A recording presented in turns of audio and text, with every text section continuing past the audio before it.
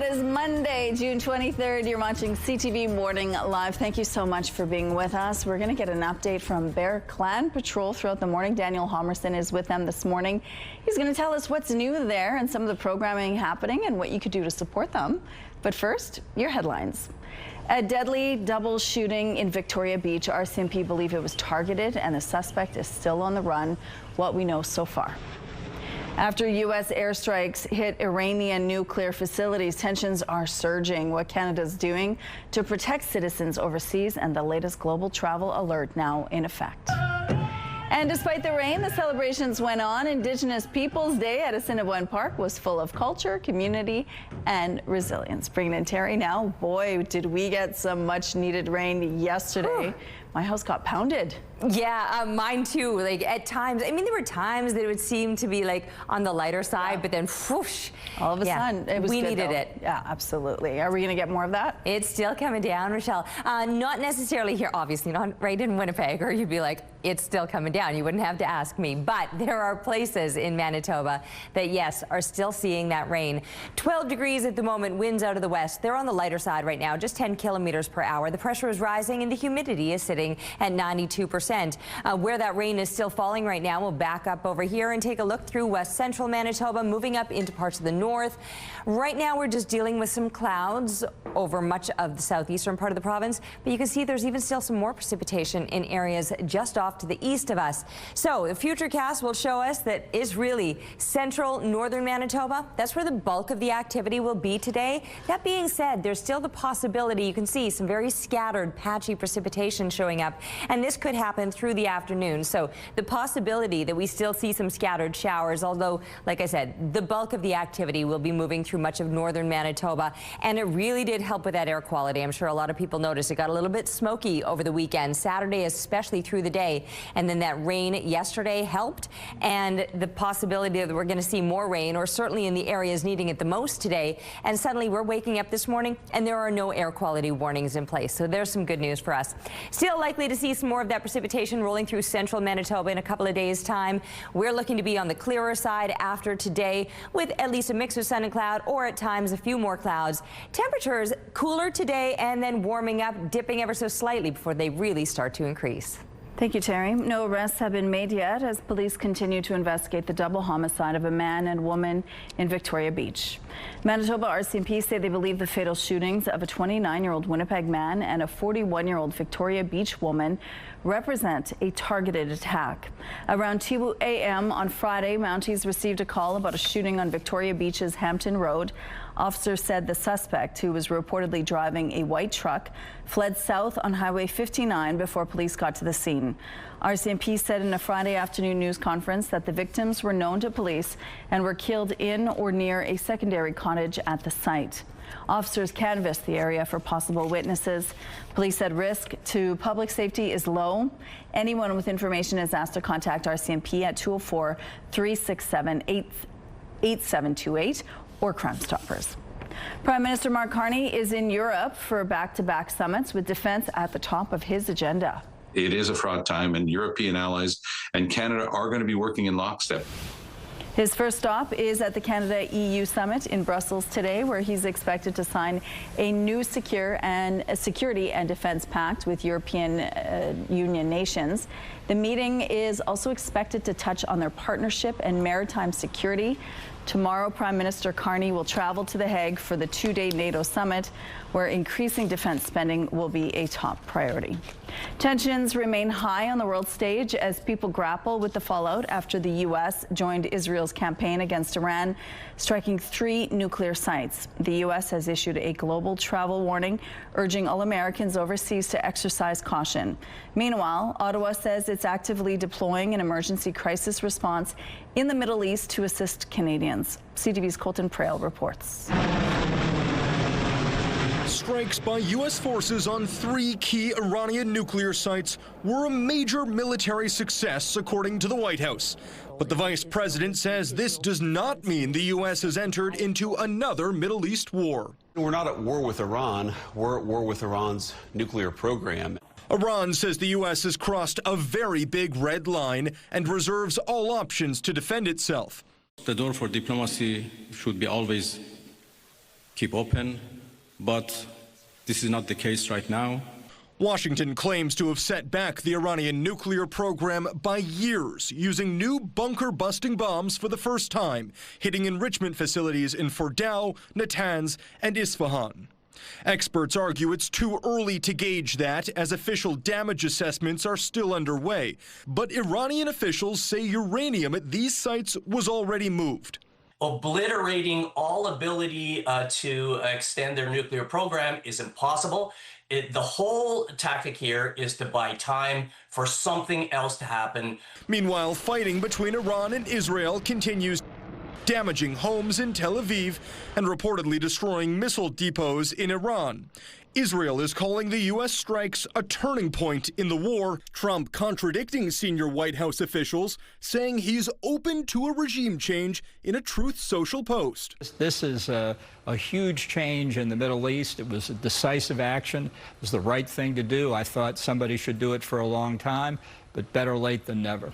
Canada is calling for a return to the negotiating table, as are France, Germany, and the UK.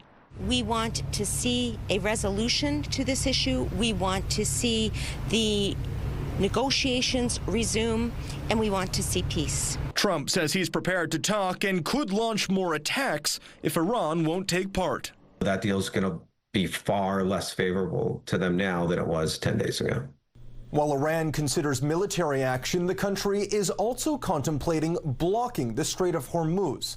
It connects the Persian Gulf to the Arabian Sea, and 20% of the world's oil and gas flows through it. The situation in the Middle East is also having a major impact here at home, with dueling demonstrations held in Toronto outside the U.S. consulate. Some gathered to express their anger over the weekend's U.S. strikes on Iran. They were met by counter-demonstrators expressing their support for the American military action. The Toronto police have upped their presence in the area to respond accordingly. The U.S. Supreme Court has rejected a request to fast-track a legal challenge to President Trump's tariff policies. The D.C. Court of Appeals is considering whether Trump had the legal authority to impose those import taxes. A toy company in Illinois had appealed directly to the Supreme Court, asking them to weigh in on the matter. The case argued the uncertainty around tariffs was having a massive impact on businesses and called for swift attention from the top court.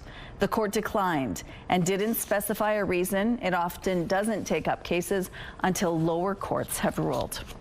Celebrations of National Indigenous Peoples Day in Assiniboine Park were unstoppable despite the threats of rain, showers, and thunderstorms.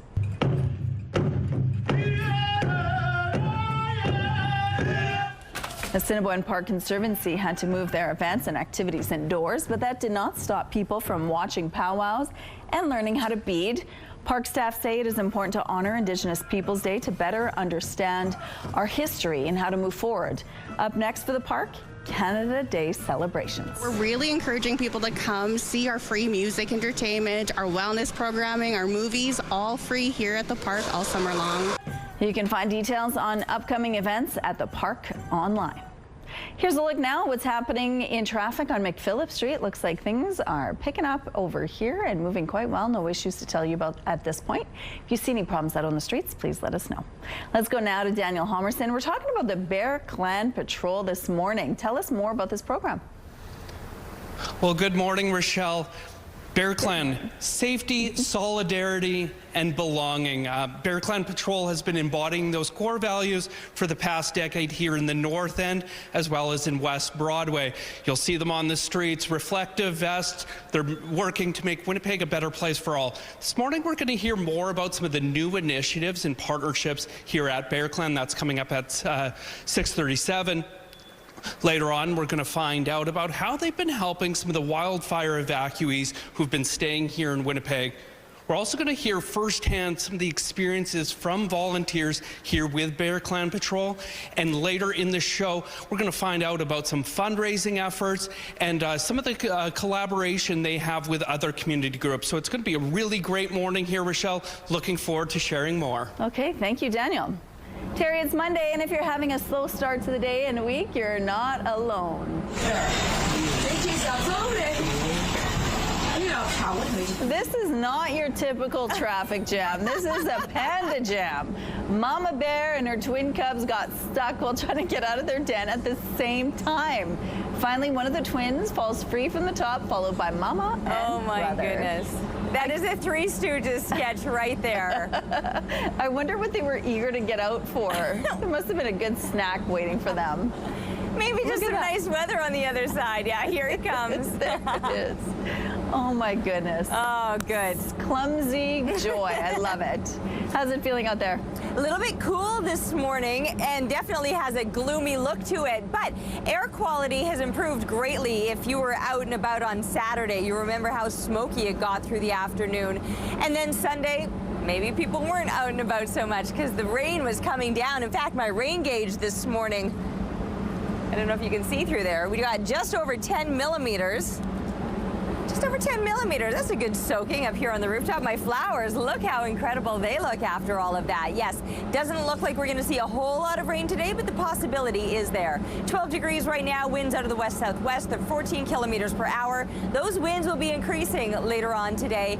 And as far as precipitation goes, the bulk of it is actually going to be moving through west central and up through northern Manitoba. That's where, like I said, the bulk of it will be, but there is a possibility that we could be seeing some scattered showers here across southern Manitoba. Nowhere near as organized, but that chance is certainly there with the heavier clouds lingering and slightly cooler temperatures. We'll top out at about 19 degrees, a little bit below seasonal, but the sun will be back as it clears overnight. And with that sunshine tomorrow, seasonal temperatures are expected. We're taking a break right now, but we'll be back with more CTV Morning Live. CTV Morning Live Weather brought to you by Canadian Footwear, helping you find the perfect fit.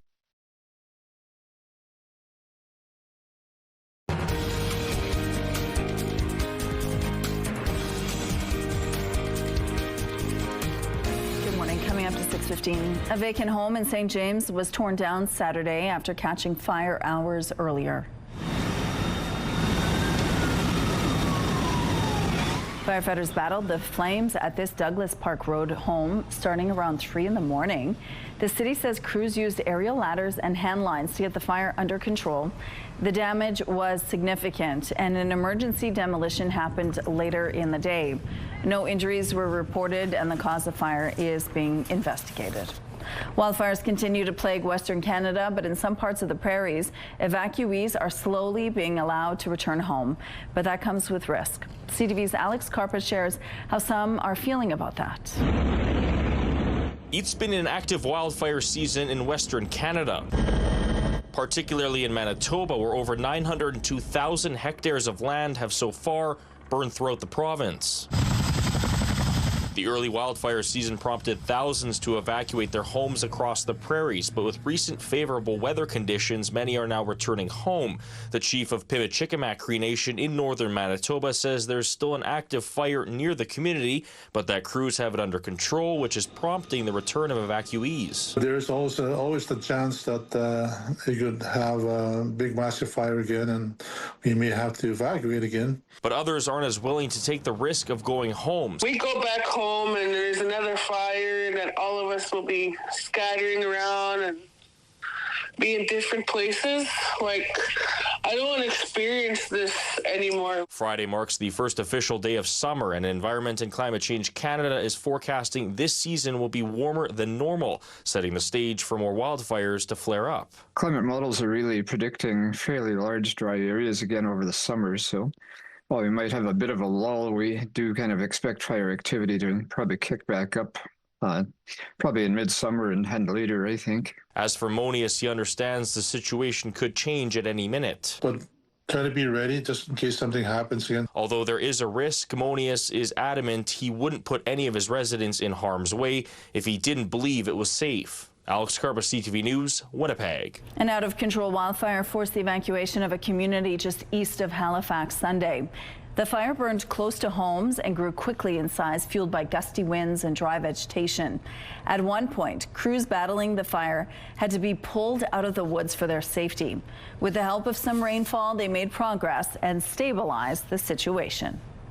Scary moments for beachgoers in Florida on Friday as a man was struck by lightning despite being kilometers away from any storm clouds. I saw a lightning strike like on the beach. It was the most crackling electrical hit you could imagine. I mean, like fierce. It was pretty terrifying.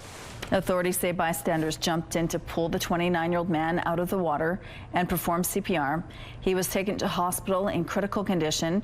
Weather officials said he was hit by what's called a blue sky lightning strike, which can hit far away from the leading edge of a storm. Three-time Stanley Cup champion Jonathan Taves is returning to the NHL, and he's signing with his hometown Winnipeg Jets. A kid from St. Vital, and you've led the Hawks to a third Stanley Cup. Does it get any better? No, it really doesn't. The Jets announced they've agreed to a one-year contract with Taves, which can't be made official until July the 1st. The value wasn't revealed. In a statement released by the Jets, Taves says he's grateful to be making his return to the NHL with the Jets, and goes on to say the Jets have been on the rise over the last few seasons, and I'm eager to join the group and help however I can. Hockey fans in Taves' home community of St. Vital are also eager to welcome him back. I think it's good for the team. It's going to probably take him a while to get back into top form. He's a St. Vital guy, and he's been very generous to the community, and I'm glad to hear he's coming home. So welcome home, John. It'll be nice to see him.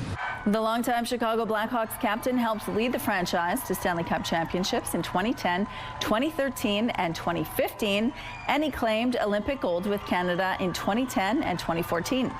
The 37-year-old Taves hasn't played in the NHL since 2023 due to health concerns related to long COVID and chronic immune response syndrome. Canadian music icon Anne Murray is giving fans a gift as she marks a milestone birthday. Rest easy in my love. That's Rest Easy, a track originally recorded in 1989. Murray turned 80 on Friday, and to celebrate, she announced a brand new album of previously unreleased songs. Here You Are is set to feature 11 tracks that were originally put to tape between 1978 and 1995. The album's out September 5th. Now let's go around the world, starting with another one of our favorite things here on CTV Morning Live, panda videos. The Giant Panda Research Center in Chengdu just shared this video of a 1-month-old panda cub. It's grown from 100 grams at birth to just over a kilogram now, and the team at the center says it's doing really well, with its distinctive coloring coming in. And another panda research center, this one in Xi'an, shared video of 2 pandas about to turn 1. They're about 20 kilos now. That's a lot of cute happening in 1 year. I'll take it. Here's a look at what's happening at Main and Broadway. Things are moving well over here. No issues to tell you about in traffic. If you see any problems out there, though, please let us know. You know, my only goal in life is to come back in my next life as a panda and to try to do enough good in this life that I could be given that kind of a gift. Oh my goodness. Okay, outside this morning, we're taking a look now through the Bath Fitter Live Eye. Bath Fitter, your bath and shower experts for more than 40 years. Heavier clouds hanging around out there. It is looking a little bit gloomy. We got a lot of rain yesterday. Well, not a lot, but a significant amount, I suppose. Just over 10 millimeters is what my rooftop rain gauge is showing. A nice solid soaking, and there's still more to come today. Not necessarily here in Winnipeg, but in areas that have been the hardest hit by fires. That's actually where all of the rain is headed today. So that's some good news for central and northern Manitoba. Right now it's sitting 12 degrees in Winnipeg. Pinawa joining us there with those numbers. Similar numbers that we're seeing all throughout the south. 13 right now in Morton Winkler area and over in Sprague. It is a little bit cooler here through west central Manitoba. We're starting to see some single digits. 9 degrees right now for Roblin, 8 Swan River and the Paw, Flin Flon there as well. Island Lake also sitting at 8 degrees in those high single digits, really all through northern Manitoba, where the rain is going to be falling throughout the day today. Right now you can see it moving through west central Manitoba and starting to push a little bit further up into the north. We're just dealing with the clouds and likely will through the day. Mainly cloudy conditions with a slim chance of showers. 15 degrees expected as we're sending kids off to school. This has got to be the last week now for kids headed out. 19 by the time they're coming home again, and by then those winds will be increasing, so a breezy afternoon is expected. The chance of showers today is really the only sign of precipitation until we're wrapping up the weekend on Sunday. Other than that, sunshine and a mix of sun and cloud, or mainly sunny conditions at times. A lot of fun down at the Forks for Indigenous Peoples Day on Saturday. You could just start to see that smoke moving in, but it did look gorgeous in the morning. Thanks to Dale for the photo. Keep them coming. We'll see you right after this break. CTV Morning Live School Day Forecast is brought to you by Rainbow Stage, your season to sing. An annual influx of Canadian tourists has long been a way of life for American border towns, something they've come to rely on. But as the summer tourism season heats up, it's becoming clear that Canadians aren't buying in this year as travel to the U.S. cools off. CTV's Sarah Plowman headed to Maine to see how local businesses are faring. The rugged coast and sandy beaches earn Maine the slogan Vacation Land.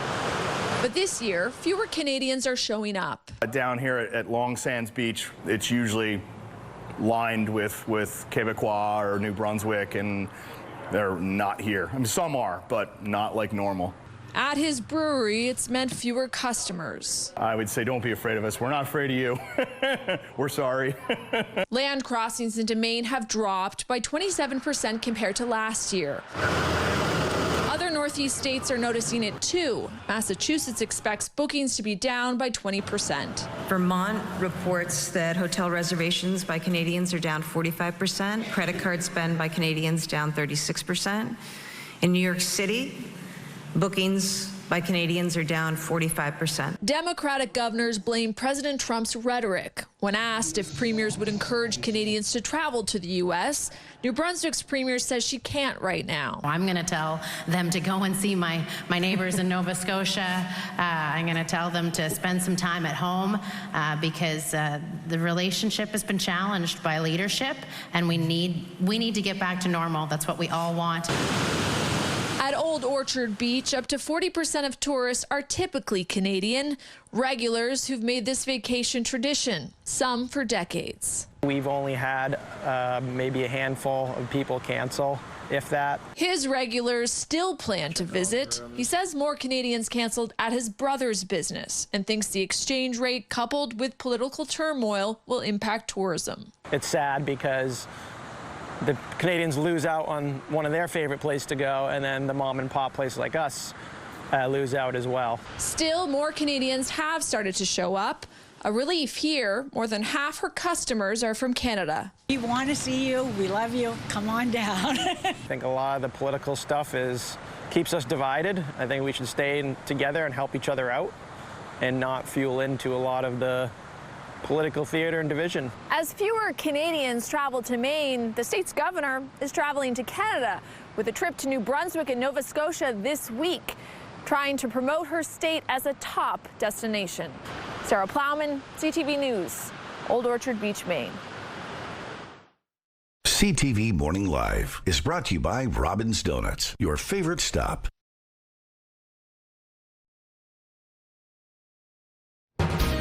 It's 12 degrees outside to kick off your Monday morning, and you can see some pretty heavy, gloomy-looking clouds hanging over the city this morning. Winds out of the west-southwest, 14 kilometers per hour. The pressure rising and the humidity is sitting at 95%. We got a lot of rain yesterday. Some places will still see a lot of rain today. You can see moving right now through west-central Manitoba. A lot of that is going to be arcing up through much of the north, where showers are expected throughout the day today. We're going to deal with some heavier clouds likely throughout the day. Chance of showers, it's certainly there. More so into the afternoon, some scattered precipitation is starting to show up around parts of southern Manitoba, but it's not a sure bet for showers today here in southern Manitoba. Unlike northern Manitoba, the soaking is pretty imminent. 19 degrees. It will be a little bit on the cooler side today and a little bit windy as well. These winds, which are light this morning, will be increasing, at times gusting to about 50 kilometers per hour. And staying strong overnight, though the sky begins to clear. But with those clearing clouds come some cooler temperatures. We'll be dropping down to 8 degrees, and that's a below seasonal night ahead. But tomorrow's daytime high is back up to what you would expect this time of year. In fact, 24 degrees is normal, and we'll go just beyond that to 25. Still with those stronger winds in place, shifting ever so slightly, a southwest wind at times gusting to 50 kilometers per hour. A few extra clouds Monday, slightly cooler temperatures, but only for a day. Sunshine is back, temperatures start to rise, and we're in for a hot end to the week and start to the coming weekend. Thank you, Terry. A troubling update to a story we shared with you last week. Brandon's police chief says investigators believe the sword attack at a local high school was racially motivated. This type of act of hatred is completely intolerable in our community, and I think it shocks the sensibilities of all Brandonites that something like this has happened. Chief Tyler Bates says investigators have uncovered a significant amount of evidence allegedly indicating political and racial ideologies were motivating factors. He says the alleged targets were chosen because they are people of color or immigrants. As we previously reported, Sinonso Onuke, a grade 10 student at Neelan High School who is black, was stabbed and slashed multiple times in a hallway last week. Chief Bates says it's possible more charges could be laid as a result of new evidence. Certainly within the realm of possibility that we see additional charges, but that will be something that subsequent to the collection of all of the evidence, and there still is a lot of evidentiary collection taking place. Whether through statements or digital analysis that needs to take place. The Crown Attorney's Office will be directly involved in the assessment of this case. The chief adds it may take several months to go through all the digital evidence. A 16-year-old fellow student was arrested and is facing several charges, including attempted murder. The accused lawyer told CTV News last week his client has been ordered to undergo a mental health assessment. Families in St. James will have to travel a little further for swimming lessons and other activities for the next year. The St. James Civic Center is closed as it undergoes a $17 million expansion. The expansion includes a new multi-purpose room, new kitchen, and an improved viewing area for the swimming pool. There will also be improvements to the parking lot and main entrance. All three levels of government are chipping in to cover the cost of the project. The center is expected to remain closed until the fall of 2026. You can learn more about the project and find alternate swimming and recreation on the city's website. There is a warning for parents intending to send kids to camp this summer. Double check their measles vaccination status. It may be the ticket needed to stay. CTV's Allison Hurst on new precautions some camps are taking as cases across this country soar. As summer camps get ready to welcome kids, they're taking extra precautions amid surging measles cases across the country. We're just putting all the systems in place so we can train our staff what to look for in terms of symptoms or anything that needs to go to the health center. We're encouraging parents to look for signs and symptoms. Camp Robin Hood is part of the Ontario Camps Association, which held information sessions with public health in May. We've gone through an extensive exercise of getting families and staff to submit their official public health records. Other camps across the province are doing the same thing, requesting vaccine records from all campers ahead of day one. There's a lot of excitement. There's also, some uncertainty. Health Canada's most recent report from June 16th shows the country has more than 3,100 probable and confirmed measles cases, a 27-year high. Ontario makes up more than 2,100 of those, an exponential increase since 2013. Nearly 90% of those are unimmunized. In Alberta, the province's public health reports that it just surpassed the 1,000 case mark. We have heightened our protocols and our training around signs and symptoms of outbreaks. If a measles case is linked to a camp in the region of Waterloo, southwest of Toronto, set up a clinic as soon as possible in order to, if any campers that needed it, if their parents consented, would be able to get that vaccine in a short period to allow the camp to continue. York Region, which is north of Toronto, is urging parents to ensure their kids had both doses of the vaccine before going to camp, saying it's free, safe, and effective. Allison Hurst, CTV News, Toronto. More than 350 athletes hit fields, pools, and courts in Winnipeg over the weekend for Special Olympics Manitoba's Provincial Summer Games.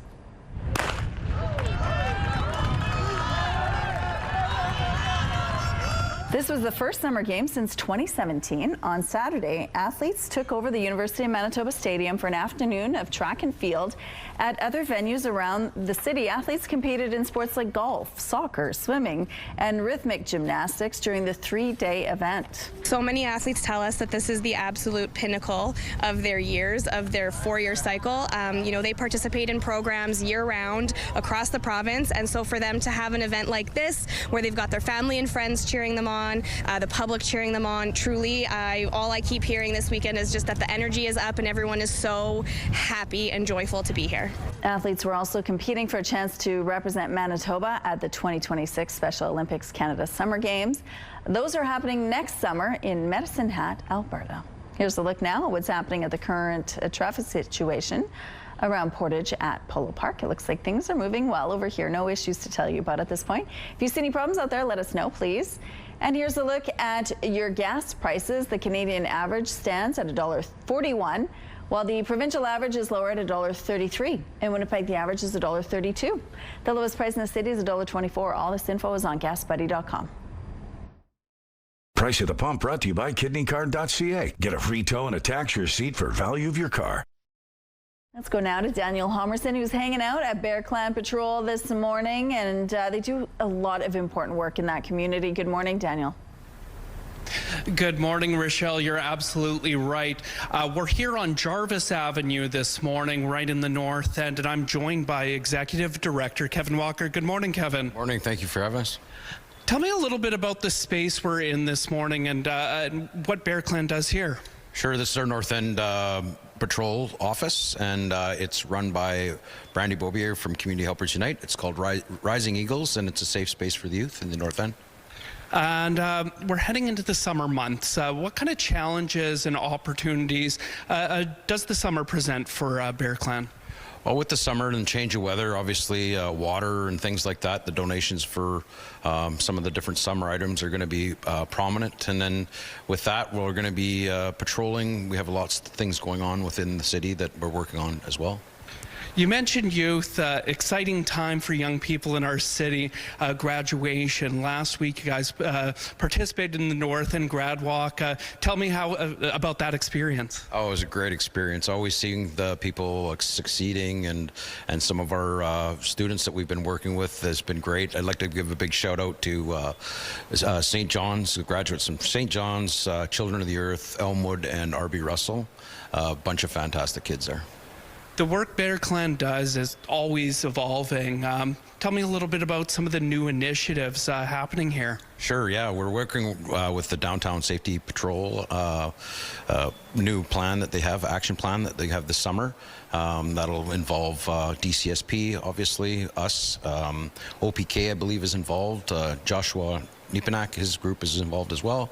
It's going to be great for the downtown area. We're going to be working mainly to get directions to people, getting them, some guidance towards where they need to go.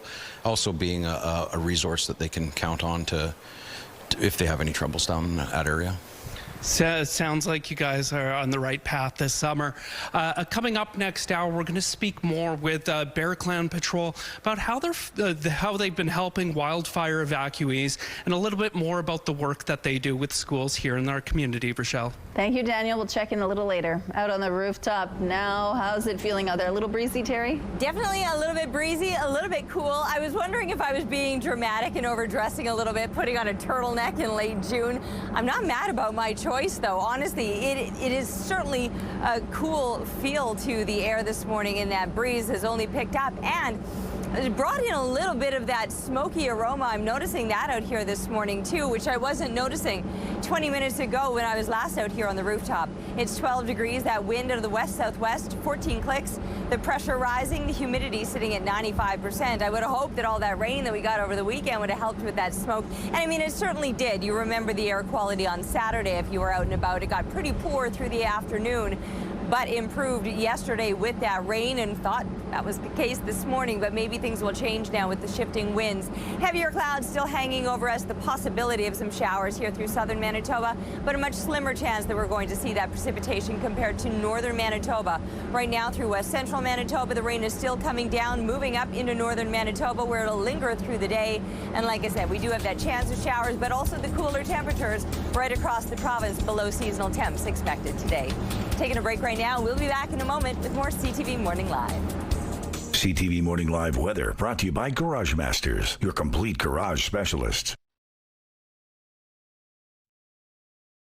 Here's a quick look at the markets in pre-market trading this morning. Dow futures are inkling slightly lower, down 9 points. Meanwhile, NASDAQ futures are up 10 points. S&P futures are also in green, rising 10 points. The Canadian dollar is seeing a slight increase this morning. Overseas, the Hang Seng is on the rise, up 185 points, while Japan's Nikkei is down 49. Good morning, it is 6:45. A teenage boy is recovering from serious injuries sustained in a robbery and machete attack, and now Winnipeg police are looking for suspects. It happened on June 13th near Portage Avenue and St. James Street. Police say a group of youth robbed a boy and one person attacked him with a machete. Emergency responders took the boy to hospital in unstable condition. Police say he sustained serious, life-altering injuries. The Major Crimes Unit is now looking for the people involved. If you saw the attack or know anything that can help police, call the Major Crimes Unit or Crime Stoppers. A Quebec man has been found guilty of all charges in a 2023 truck attack in a rural community that killed 3 men and injured several other victims. Steve Gagnon was found guilty of 3 counts of first-degree murder and 2 counts of attempted murder of 9 other people. The attack happened in March 2023 in Amqui, about 350 kilometers northeast of Quebec City. The judge sentenced Gagnon to life in prison without possibility of parole for 25 years. Gagnon argued the incident was an accident in a moment of inattention. The Crown argued it was an intentional act. The warmer weather has prompted warnings from public health officials about ticks and mosquitoes. CTV's Laurence Brisson-Dubreuil has more on the best ways people can protect themselves and their pets.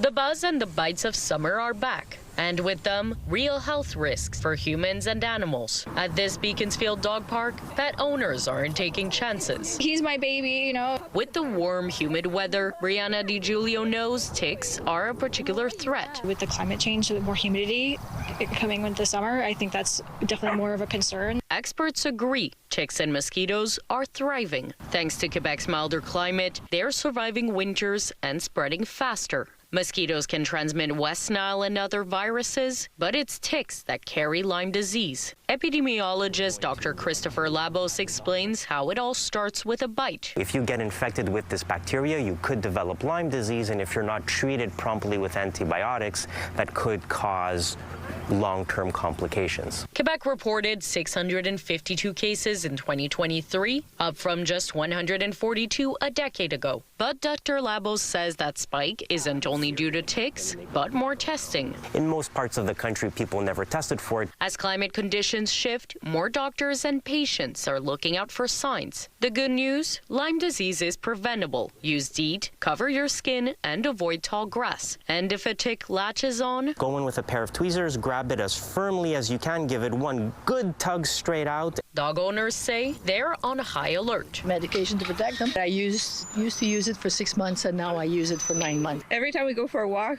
we brush them down, we look at the paws. But that same diligence doesn't always apply to themselves. I always try to wear shoes instead of sandals. Unfortunately, we care more about them than ourselves. I haven't really done much tick prevention. I'm more concerned for my dog rather than myself. It's time to maybe start being a little bit more proactive. Dogs may roll around in grass, but humans walk through it too. So this summer, keep an eye out and have those tweezers ready.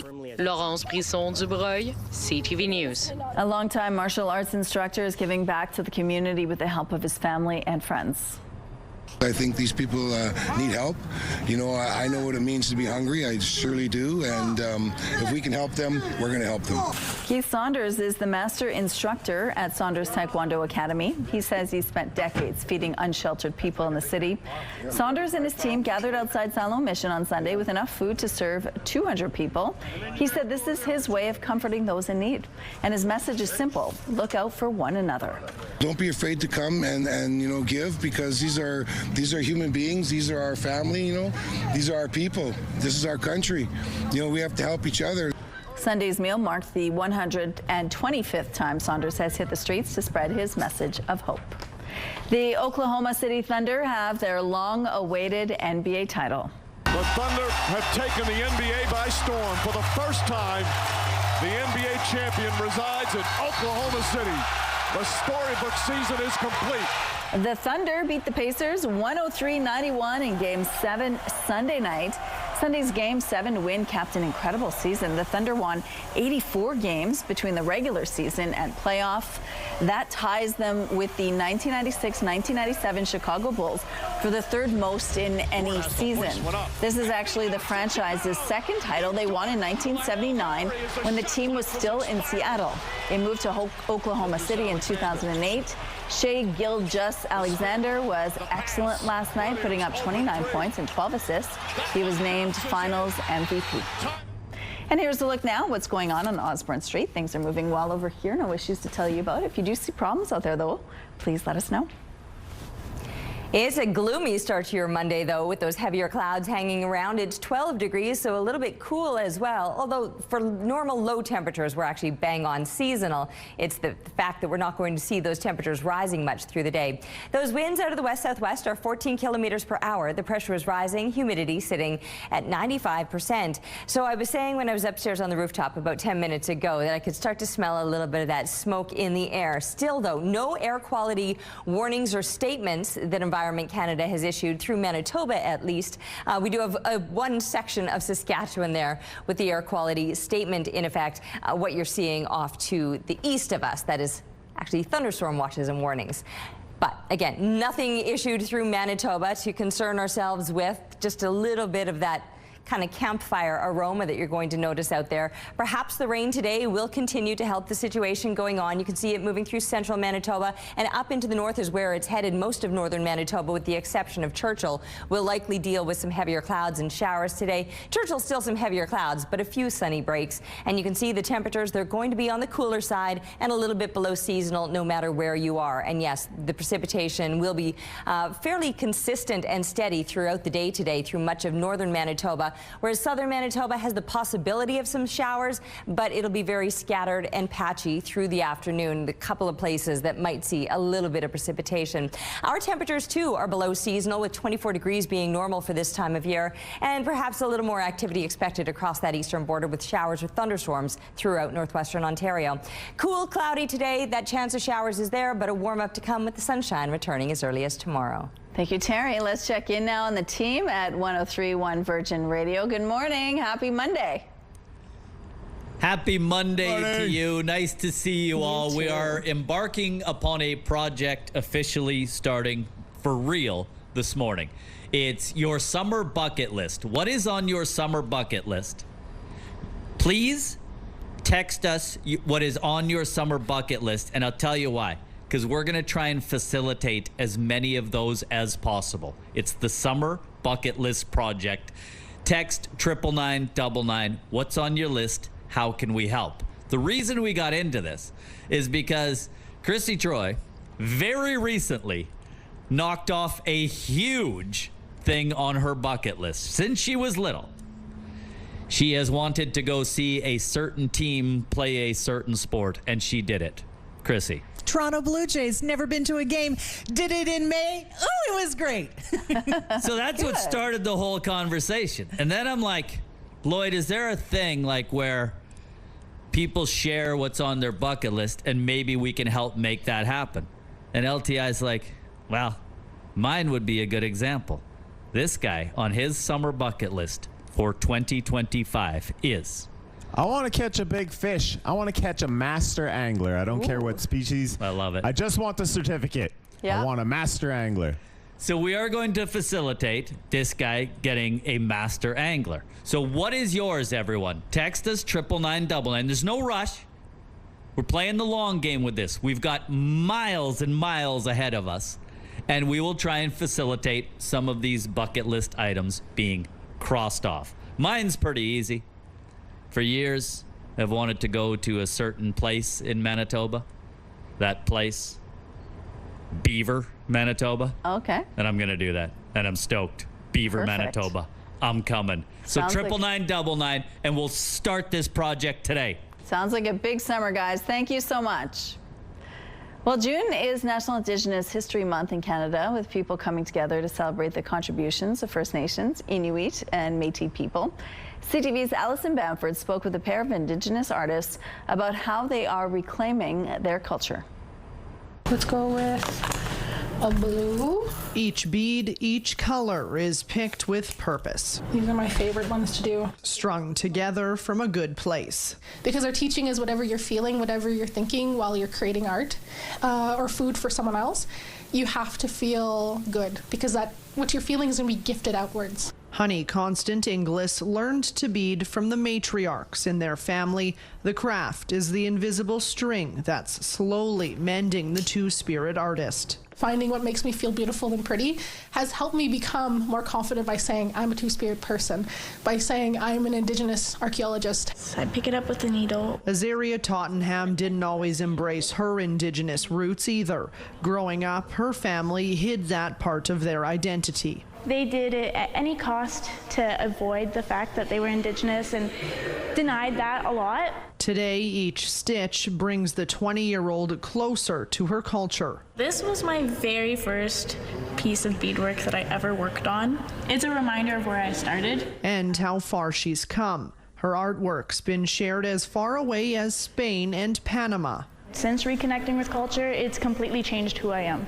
Like, I'm a whole new person in terms of where I feel like I have a place in the world.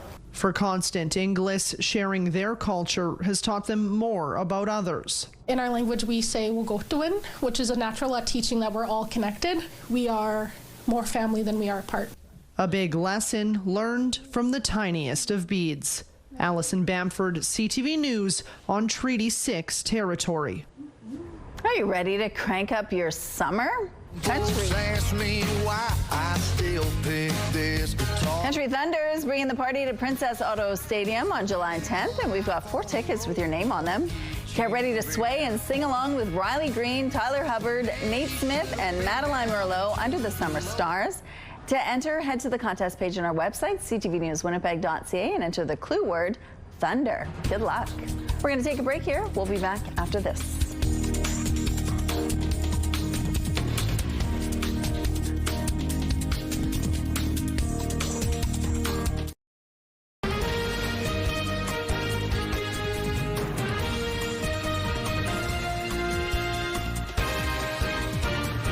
Good morning. It is 7 o'clock on Monday, June 23rd. You're watching CTV Morning Live. Thank you so much for being with us. Coming up in the next hour, we're going to talk about Dauphin's Countryfest. It's coming up this weekend.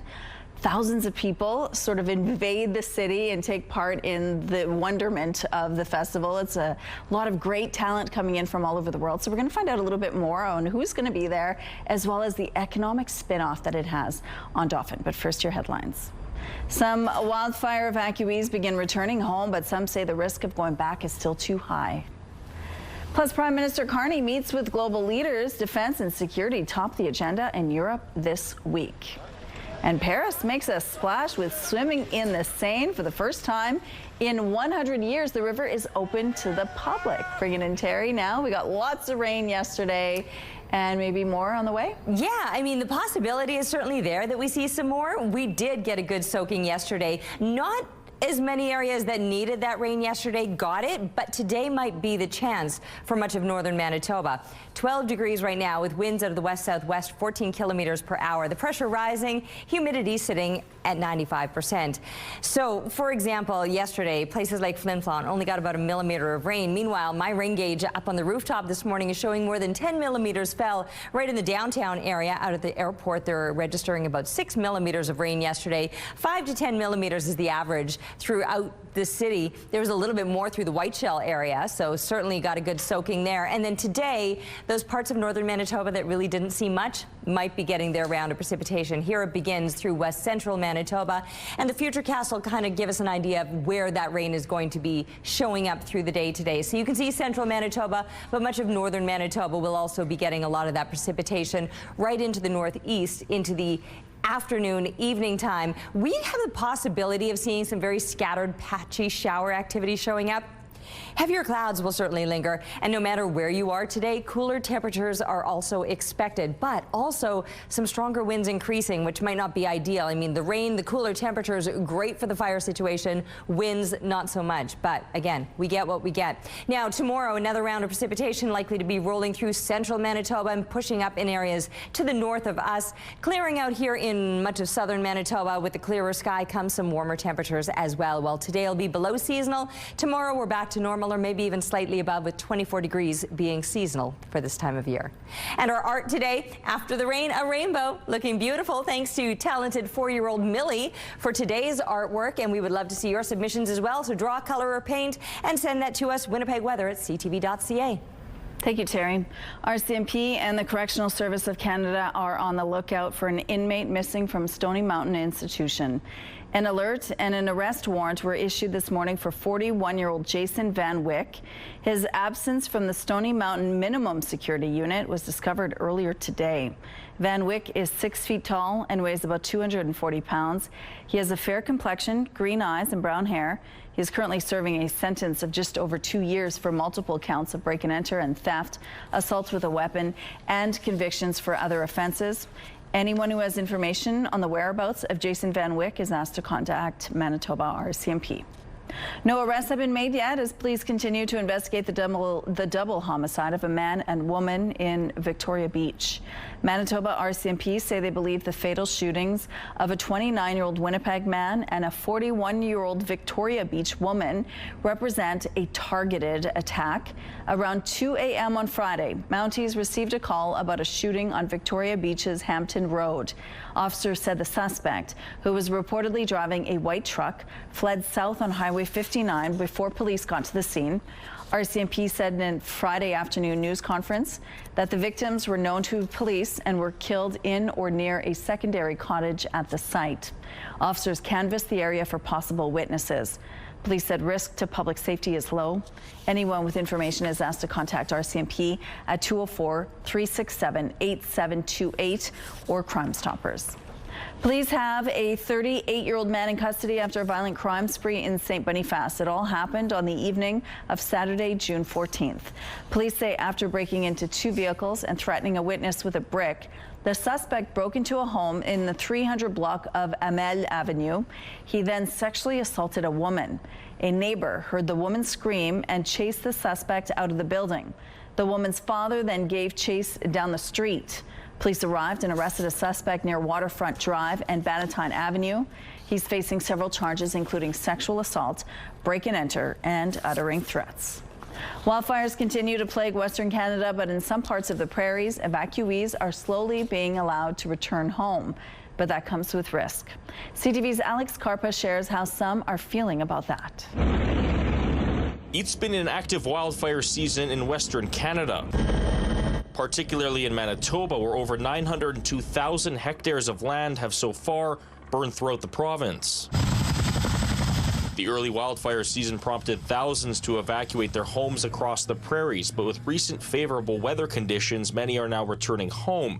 The chief of Pimicikamak Cree Nation in northern Manitoba says there's still an active fire near the community, but that crews have it under control, which is prompting the return of evacuees. There's also always the chance that you could have a big massive fire again and we may have to evacuate again. But others aren't as willing to take the risk of going home. We go back home and there's another fire and that all of us will be scattering around and be in different places. Like, I don't want to experience this anymore. Friday marks the first official day of summer, and Environment and Climate Change Canada is forecasting this season will be warmer than normal, setting the stage for more wildfires to flare up. Climate models are really predicting fairly large dry areas again over the summer, so while we might have a bit of a lull, we do kind of expect fire activity to probably kick back up probably in midsummer and later, I think. As for Monius, he understands the situation could change at any minute. But try to be ready just in case something happens again. Although there is a risk, Monius is adamant he wouldn't put any of his residents in harm's way if he didn't believe it was safe. Alex Carpa, CTV News, Winnipeg. Some people can return home after wildfire evacuations east of Halifax. The fire in Musco de Bois Harbor burned close to homes and grew quickly Sunday. At one point, crews fighting the fire had to be pulled from the woods for their own safety. Rain did help them make progress and stabilize the fire. People living near the fire area are being told to keep their windows closed and turn off air exchangers until air quality improves. Prime Minister Mark Carney is in Europe for back-to-back summits with defense at the top of his agenda. It is a fraught time, and European allies and Canada are going to be working in lockstep. His first stop is at the Canada-EU Summit in Brussels today, where he's expected to sign a new security and defence pact with European Union nations. The meeting is also expected to touch on their partnership and maritime security. Tomorrow, Prime Minister Carney will travel to The Hague for the two-day NATO summit, where increasing defence spending will be a top priority. Former Liberal cabinet minister and former Canadian ambassador to China, John McCallum, has died. His family says he passed away peacefully, surrounded by family on Saturday. McCallum served as an MP between 2000 and 2018. He held several cabinet positions, including defense minister. John McCallum was 75. From our national parks to museums and attractions, there's never been a better time to explore what Canada has to offer. The federal government's Canada Strong Pass is now in effect. It means you can get free tickets and discounts at participating museums, national parks, and via rail trips. You don't even need to register. The discount is automatically applied just by showing up or going online, such as for campground reservations. Here in Winnipeg, that means children and teens under 17 can get into the Canadian Museum for Human Rights for free, and those between 18 and 24 will get a 50% discount. The program runs until September 2nd. Nearly a year after Olympic athletes went for a dip, officials in Paris are about to allow public swimming sites on the Seine.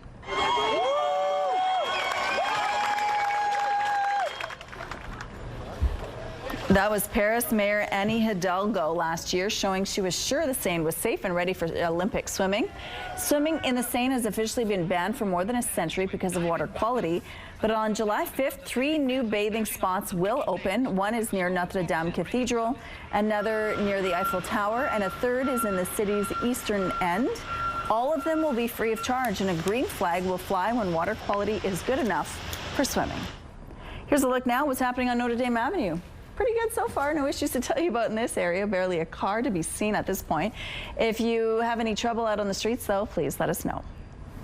Let's go back now to Daniel Homerson. We're talking about the Bear Clan Patrol and the important work they do every single day in this community. Good morning, Daniel.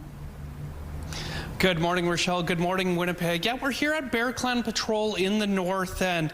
Now, they help community members, especially our vulnerable populations, basically every day.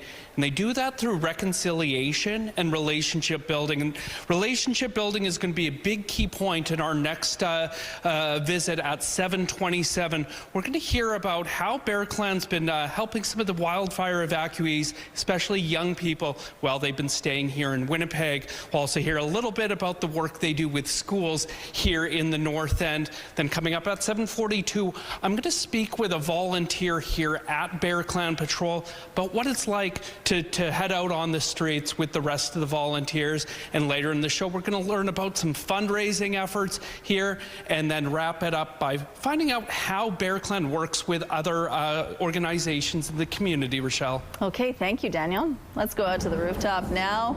Yeah, how's it feeling out there, Terry? Definitely a little bit cool, but the sun is trying to bust out from behind these heavier clouds out here this morning, so that's nice to see. We had gloomy, wet weather yesterday, and it is likely to remain on the cloudier side today, but the sunny breaks that we get, we welcome them. I'm sure the flowers will welcome them. They got a good soaking over the weekend. My rain gauge right now this morning showing just over 10 millimeters over at the airport. The registration, what registered there at the Environment Canada's weather reporting station was just 6 millimeters, so we did a little bit better right in the downtown area. Now we're waking up to seasonal temperatures, 12 degrees, but the heavier clouds are hanging around, and there is a bit of a breeze this morning. You'll certainly notice that, a west wind or a west-southwest wind right now, gusting to 32 kilometers per hour. The pressure rising, the humidity sitting at 93%. Like I said, the sun is trying right now, but overall it is still looking pretty overcast.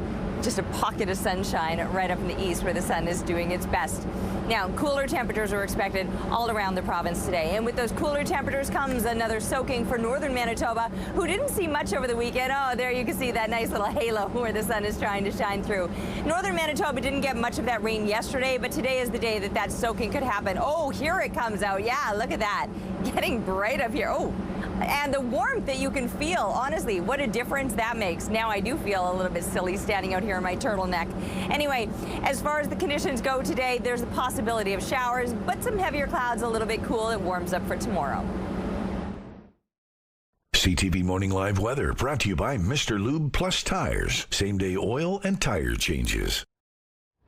Let's check in now on our question of the day. We want to know, what's your favorite music festival in Manitoba, and which one are you counting down the days to this summer?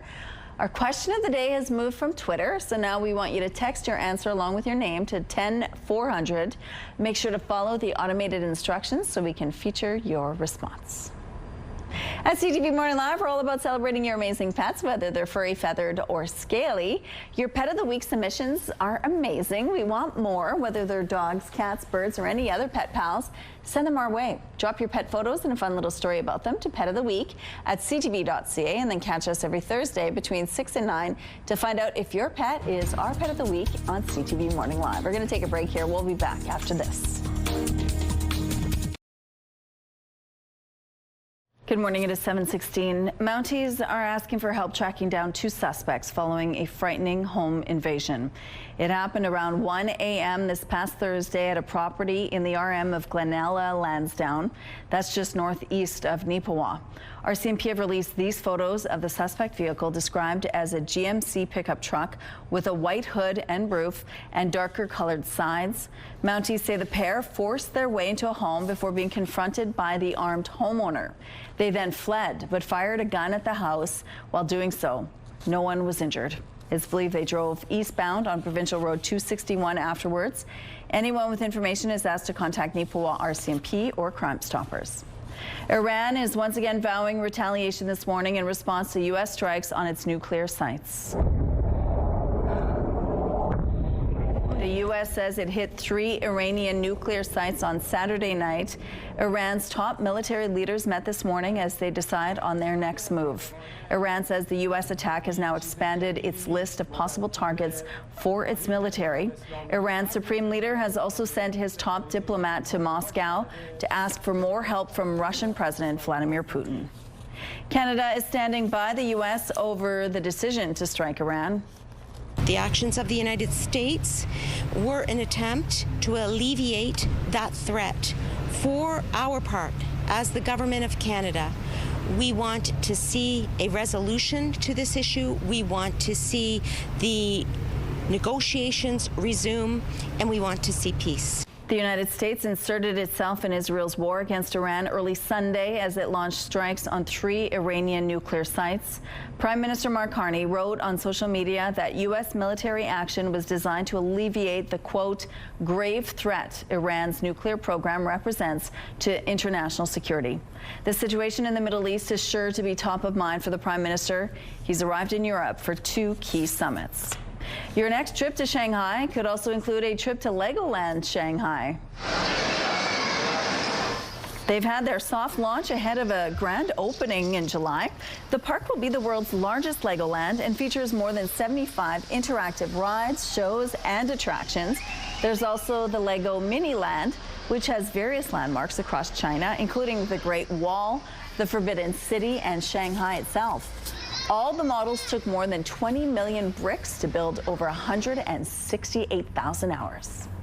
Here's a look now at what's happening on the Norwood Bridge. Looks like traffic's moving well over here. No issues to tell you about at this point. If you see any problems out there, please let us know.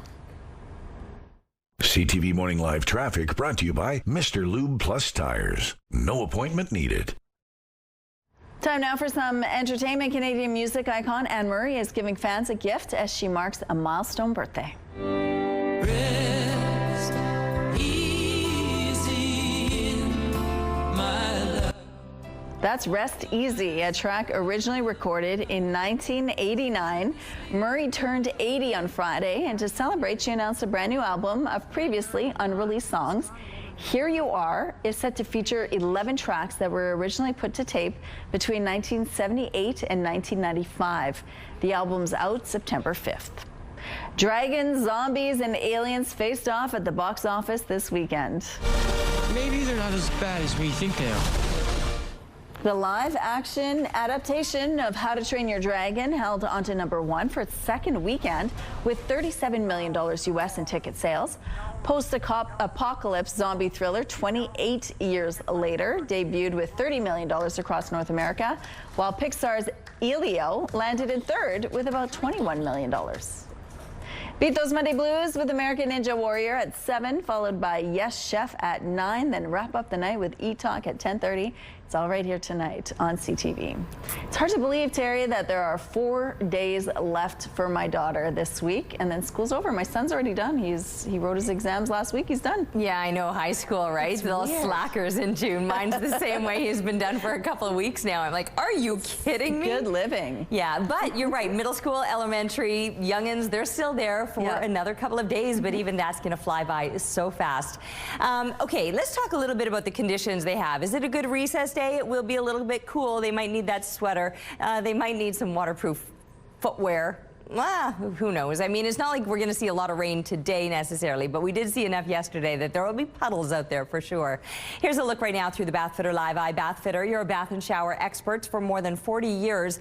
Environment Canada was saying about 6 millimeters at the airport. My rooftop rain gauge, though, is showing just over 10 millimeters. The average amount around the area from like Steinbach to Victoria Beach areas, 5 to 10 millimeters. Those were average. Out in the White Shell, 50 millimeters of rain. You got soaked. My goodness. Today, the soaking is actually going to be moving through west central and northern Manitoba, and I'll show you the satellite image in just a second. Let's first talk temperatures, which are pretty close to normal for now, but that's only to do with our morning temperatures. It will be a cool one today. So 12, the average that we're seeing throughout much of southern Manitoba, which is bang on at what you would expect for this time of year.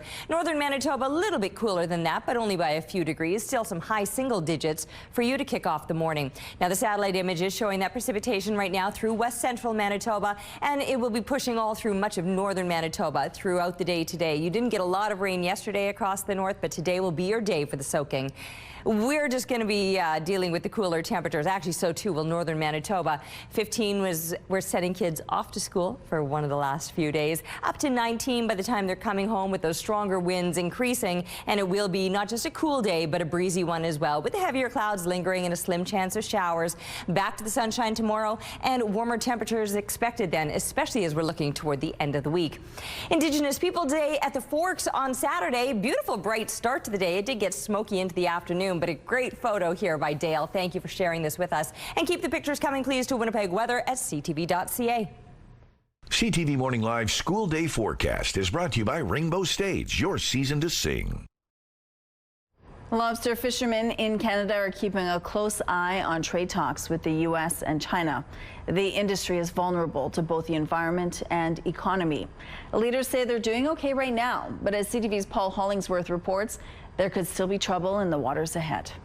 Dave Hennebickler is visiting from British Columbia. Picking up a load of lobster before he returns home is a must-do on his shopping list. And believe it or not, we can come and get lobster here now, cheaper than you can buy a steak. That's music to the ears for Nat Richard, who is managing high levels of fear and concern for the lobster industry in general. If we had spoken in January, there was a very real possibility that we would be hit directly with significant tariffs on our two largest markets, those being the U.S. and China. The 25% China tariff on seafood products remains in place. But so far, U.S. President Donald Trump has not delivered on his threat to impose additional tariffs, which means for now, the marketplace is better than expected. But there are warning signs that overall business is not as strong as last year. We've seen a fairly sharp pullback by consumers in the U.S. Certainly the consumer confidence numbers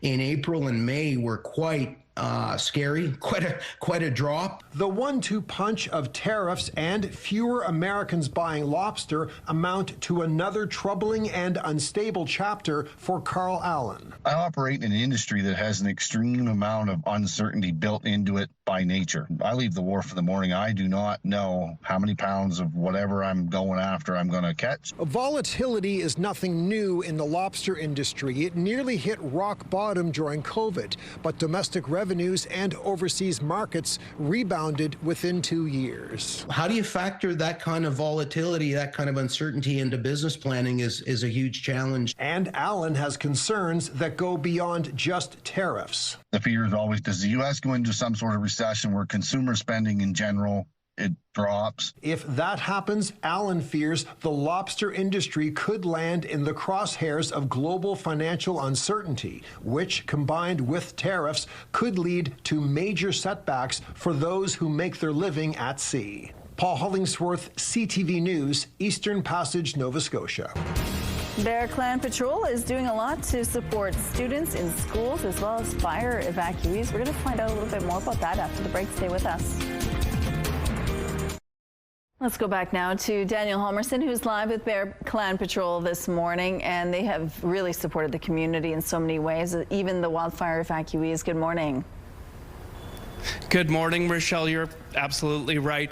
I'm joined by Jennifer Chartrand, who's actually better known as Bear around here, but a lot of people call you Auntie. What's some of the things you do as Auntie here at Bear Clan? What I do is I got a box here for my crafts, so I will take this and I will go visit the evacuees at the locations that they're at the hotels. My main one that I go visit is the Leah location. And when I go there, I pull out the crafts, the bead, the coloring, I play the drum, and I teach what I was taught is what I can share, right? Yeah, and yes. These kids, they're away from home, they're away from their community, their sense of safety. How do you make them feel a little more welcome and kind of valued here in Winnipeg? Oh, I just love, I will sit there and I will listen and show them how to do crafts, and I will, talk to them, and show them that they're not alone. If they ever need somebody to talk to, that I'm here, right? My name is Bear, and I will give my card to somebody if they would like to get a hold of me, where I can go and visit them at their hotels. If they wanted me to, I could do that and take the crafts with me, and just to go visit, right? And yeah, it's amazing. And you do some work here in schools in the city as well. Tell me a little bit about that. Yes, my name there is Auntie, and I go to.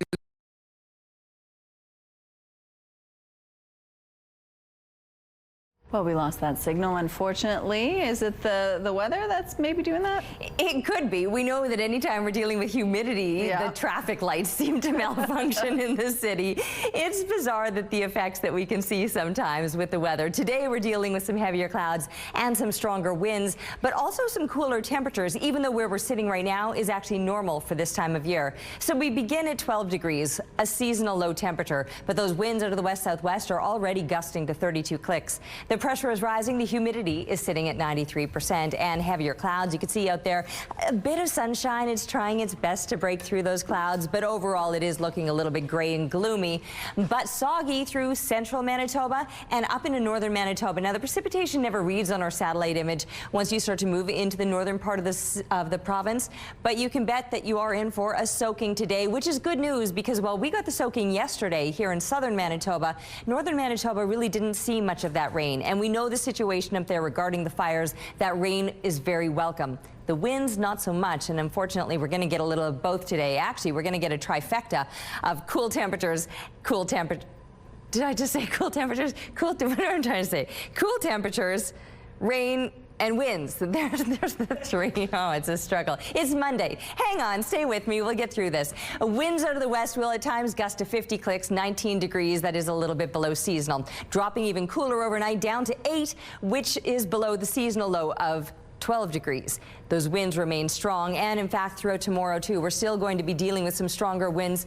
Hey, even though the sunshine comes back again, hang on, I got more for you guys. 25 degrees, the sun will be shining, and from there, it really heats up as we're looking toward the end of the week and the weekend. Yeah, those hot temperatures are sticking around. Thank you, Terry. A troubling update to a story we shared with you last week. Brandon's police chief says investigators believe the sword attack at a local high school was racially motivated.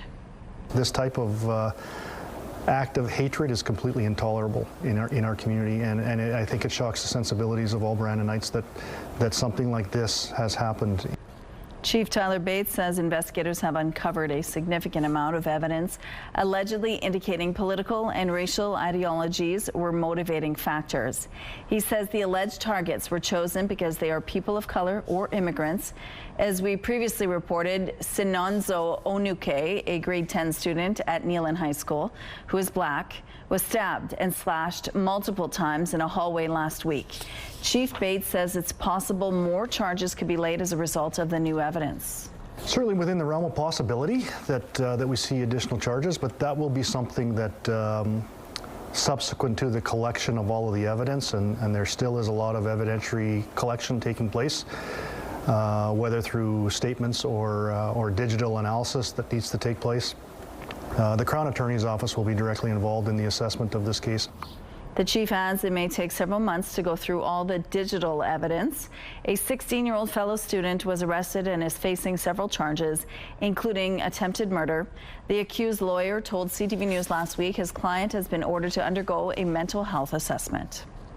Staff are working from home after Manitoba MLA's constituency office was severely damaged by vandals. All the windows and doors on Point Douglas MLA Bernadette Smith's office on Selkirk Avenue are now boarded up. A provincial spokesperson says a police report was filed, but at this point there are no safety concerns, and it's believed to have been a random act of vandalism. Quebec Provincial Police are looking for 4 people after an air medic helicopter crashed into a lake in northeastern Quebec. The helicopter crashed into the lake at around 10:30 p.m. on Friday. The crew on board were part of a medical evacuation. 2 aircraft were deployed to assist with rescue efforts. There were 5 people aboard. 1 man was rescued and taken to hospital with non-life-threatening injuries. Crews are searching for the other 4 people. A Quebec man has been found guilty of all charges in a 2023 truck attack in a rural community that killed 3 men and injured several other victims. Steve Gagnon was found guilty of 3 counts of first-degree murder and 2 counts of attempted murder of 9 other people. The attack happened in March 2023 in Mquis, about 350 kilometers northeast of Quebec City. The judge sentenced Gagnon to life in prison without possibility of parole for 25 years. Gagnon argued the incident was an accident in a moment of inattention. The Crown argued it was an intentional act. The situation in the Middle East is also having a major impact here at home, with dueling demonstrations held in Toronto outside the U.S. consulate. Some gathered to express their anger over the weekend's U.S. strikes on Iran. They were met by counter-demonstrators expressing their support for the American military action. The Toronto police have upped their presence in the area to respond accordingly. At least 7 people have been killed in Kyiv after overnight Russian attacks.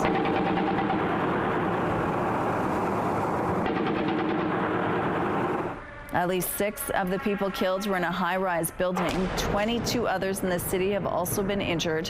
Ukraine's Air Force says 352 Russian drones and 16 missiles targeted Ukrainian territory. Most of the targets were focused on Kyiv. Ukrainian President Volodymyr Zelensky is traveling to London today for talks with UK Prime Minister Keir Starmer on UK military support for Ukraine. Now some incredible video from Newfoundland of an iceberg calving. Elizabeth posted this video from Bayview in Twillingate. She says they were there to see the icebergs, and it didn't even take half an hour before this happened. She also said there was a huge crowd out to see it, and the noise of the iceberg drowned out the cheers and laughs on shore. How cool. Here's a look now what's happening on the St. James Bridge. Looks like things are moving well over here. No issues to tell you about, although things have picked up over here, as you can see. If you see any problems out there, let us know, please. And here's a look at your gas prices. The Canadian average is $1.41. The provincial average is lower at $1.33.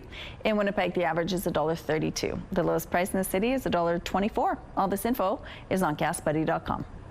Price at the Pump brought to you by kidneycard.ca. Get a free tow and a tax receipt for value of your car. Right now we're sitting at 12 degrees under mainly cloudy skies. If you see, we'll be back after this break.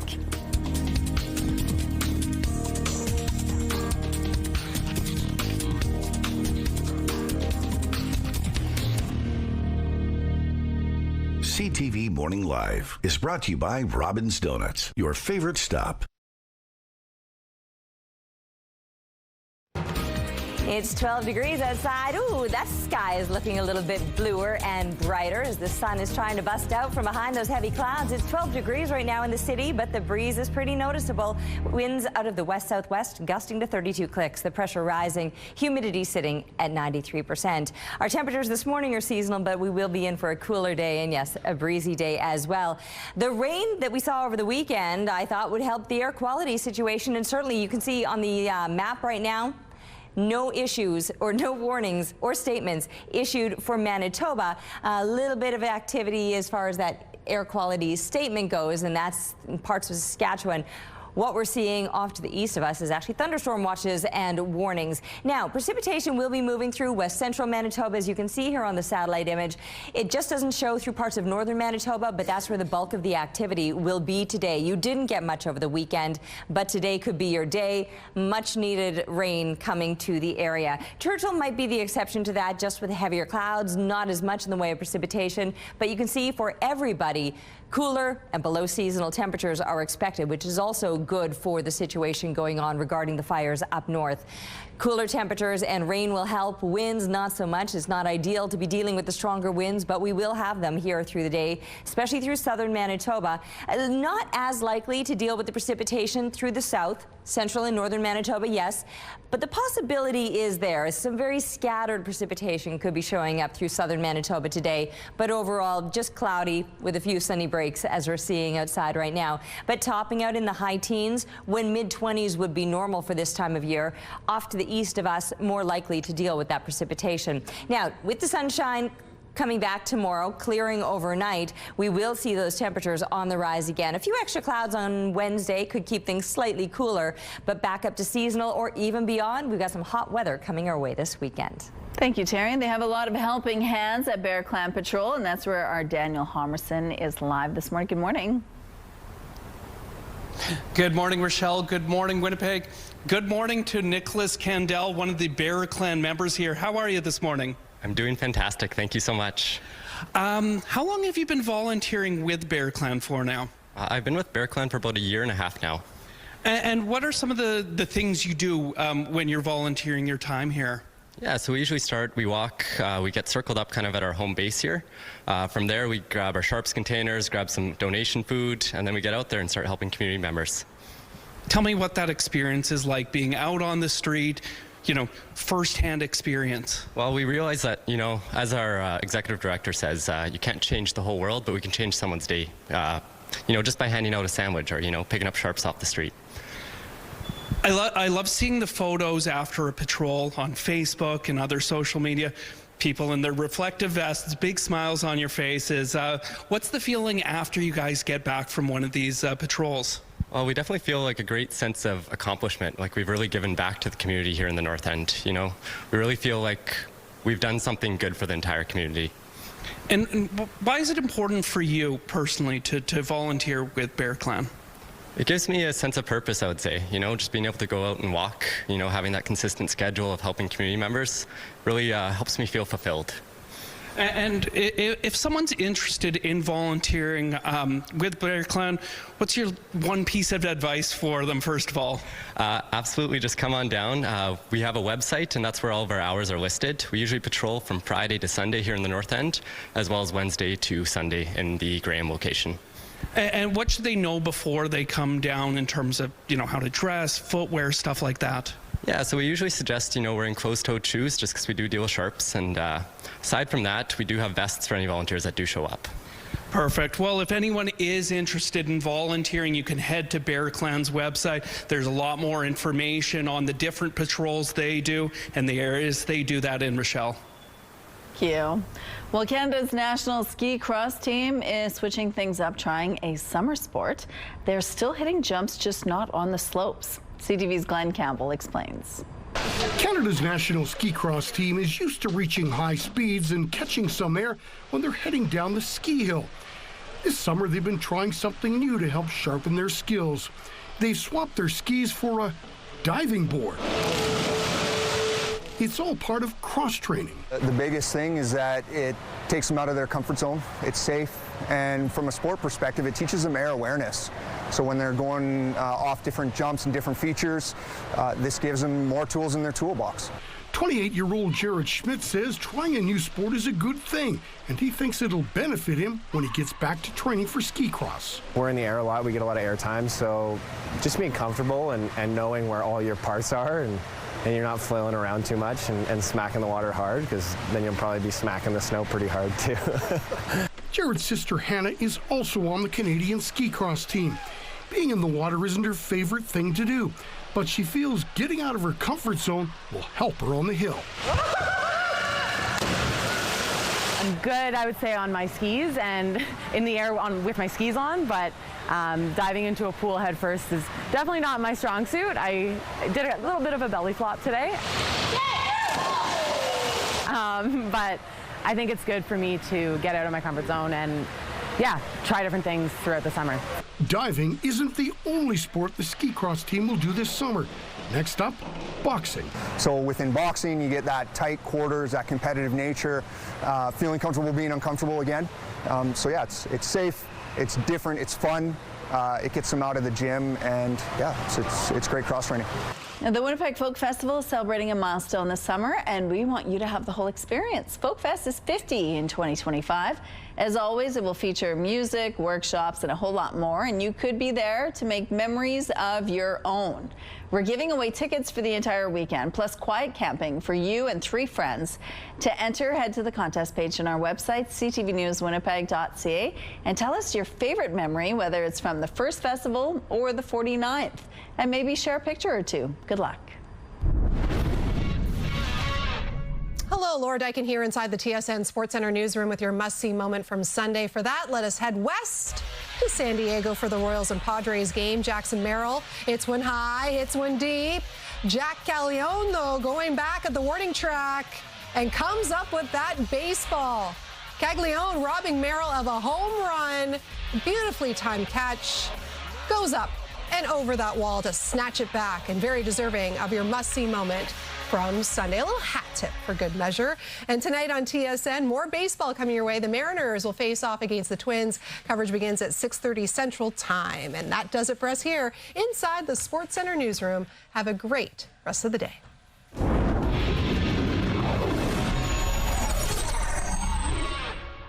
TSN Must See Moments brought to you by Super Blinds and Draperies, your Hunter Douglas shade provider for over 40 years.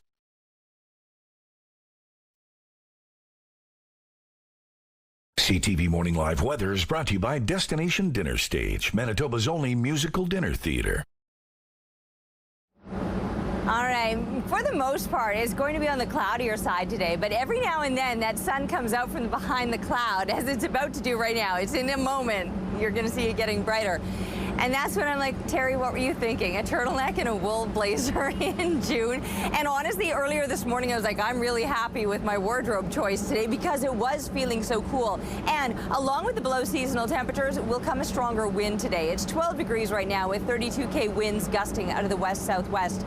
The pressure rising, the humidity sitting at 93%. And yes, for the most part, it's looking pretty gray and gloomy, kind of overcast, although then every now and then that sun comes out from behind the clouds. It's blinding when it is, and then you can really feel the heat from it as soon as it's unobstructed by those clouds. But overall, temperatures will be a little bit cool today. Below seasonal no matter where you are in the province, and some precipitation much needed moving through west central Manitoba and all throughout northern Manitoba, who didn't get much of that rain yesterday. We did here in the south, but still another few scattered showers are possible.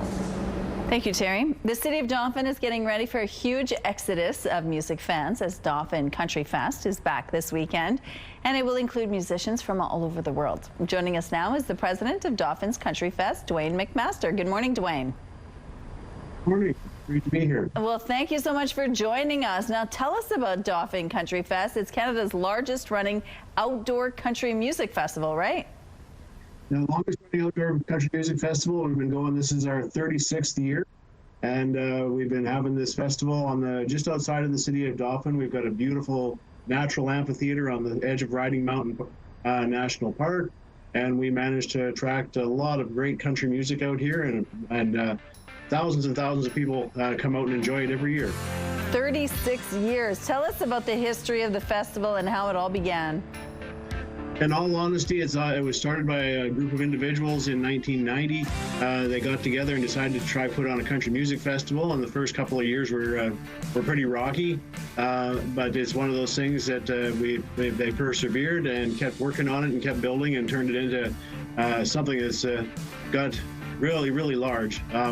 We're really proud of it, and it's one of the things we're really proud of is the fact that we are a community-owned, volunteer-run, not-for-profit music festival. We're not out here to make a bunch of money for the owners. It says all of the money we make goes back into our community and out into the Parkland region to support causes and help out everybody here. But it also has a huge economic spin-off for the city of Dauphin, doesn't it? Oh, for sure it does. This is, there was an economic impact assessment done last year, and I believe the number was just over $5 million annually that we put into the local economy.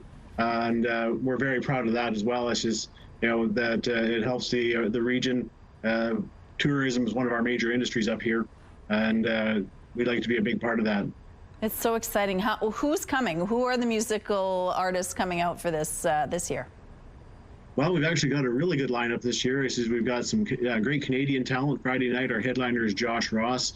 We've got Jackson Dean is going to be there. Jordan Davis on Saturday. Megan Patrick. Another Canadian act, the Roadhammers. If you like the older country, we've got John Michael Montgomery and Mark Chestnut and Lone Star and Neil McCoy on Sunday. And we've got some good rock acts up on the hilltop there, and some great Canadian MCMA Manitoba artists going to be there. Kate's Outlaw as a local band there. Dauphin's very own Desiree Dorian is going to be playing on the main stage this year. So we've got something for pretty much everybody. It's really cool how it's not just a music festival, but it's also a camping experience. You get thousands of people coming out to this every year. Describe what the vibe is like. It's pretty amazing, honestly. I said you get out there and it's like this little city springs up outside of our small town here, and we've got thousands of campers out there, and people are having a great time. And we do have some events, the daytime events that go on, special events. So we've got an axe throwing this year. We've got our flip cup tournaments and pierogi eating contests, for a little local flavor. We have the campground decorating contest. People will go and decorate their campsites up there, and they can win prizes. And it's just a lot of people. This is their summer get together with their friends. They come back every year, and they all camp together, and they enjoy the weekend. Well, Dauphin Countryfest runs from Thursday until Sunday. Thank you, Dwayne, for this. We appreciate it. Thank you very much. Have a great day. You too. All right, this is Bear Clan Patrol. This is their home base. We're going to find out a little bit more on what you can do to support them with their important work out on the streets. Stay with us.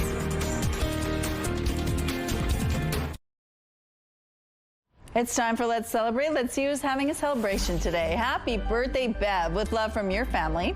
Happy birthday, Kelly. Family and friends wish you a fantastic day. Happy 8th birthday, Kate and Nora. Love Mom, Dad, and Arlo. Happy 6th birthday, Kaliska, from Grandma, Grandpa, Mom, Dad, Aunties, and Uncle. Happy 9th birthday, Zane, with lots of love from all your family.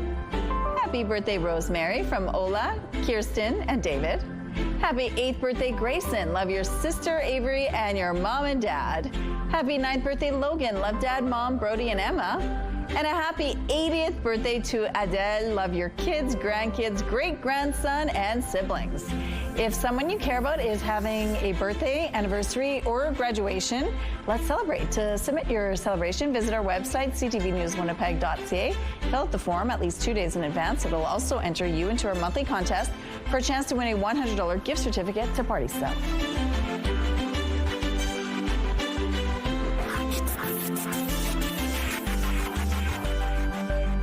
Let's Celebrate, brought to you by Party Stuff, 3 Winnipeg locations and at partystuff.ca.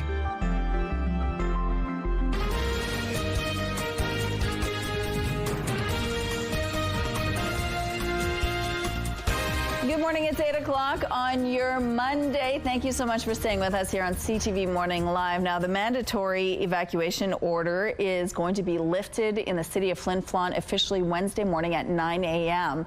Meanwhile, a grocery store in the community has been preparing for about a week for the return of Flin Flon residents. So we're going to find out exactly what they found when they went back to the community and what they're doing to get ready. But first, your headlines. Emergency demolition. A severely damaged home in St. James is brought down after a weekend fire. Double homicide probe. Police say the shooting deaths of 2 people in Victoria Beach were likely a targeted attack. And Tesla robo taxis roll out in Texas, but regulations there may throw up some roadblocks to long-term viability. Bringing in Terry now. It was lots of rain yesterday. It was very much needed. My flowers were celebrating and my garden looks so green. Everything just greened up. Boom, I know. Yeah. The flowers on my rooftop too, they're pretty happy about it all. We are probably going to see these heavier clouds lingering. There will be pockets of sunshine, but don't expect a really bright blue sky until later on into the week. Right now we're sitting at 12 degrees. It is a little bit breezy as well, with winds out of the west-southwest gusting to 32 kilometers per hour. The pressure is rising and the humidity sitting at 93%. I'm not saying there's not moments of sunshine out there. Every now and then I'll find myself blinded up on the rooftop, but primarily cloudy conditions and soggy conditions in some places. For example, northern Manitoba didn't get much precipitation yesterday. It's needed there, and today could be your day. You can see here through west central Manitoba the activity that we're seeing right now. And while the precipitation doesn't read on the satellite image through northern Manitoba, Futurecast gives us a better indication of how things will play out through the day today. So yes, west central Manitoba, but much of northern Manitoba as well. Not necessarily in the far, far north. Churchill, for example, might remain on the drier side.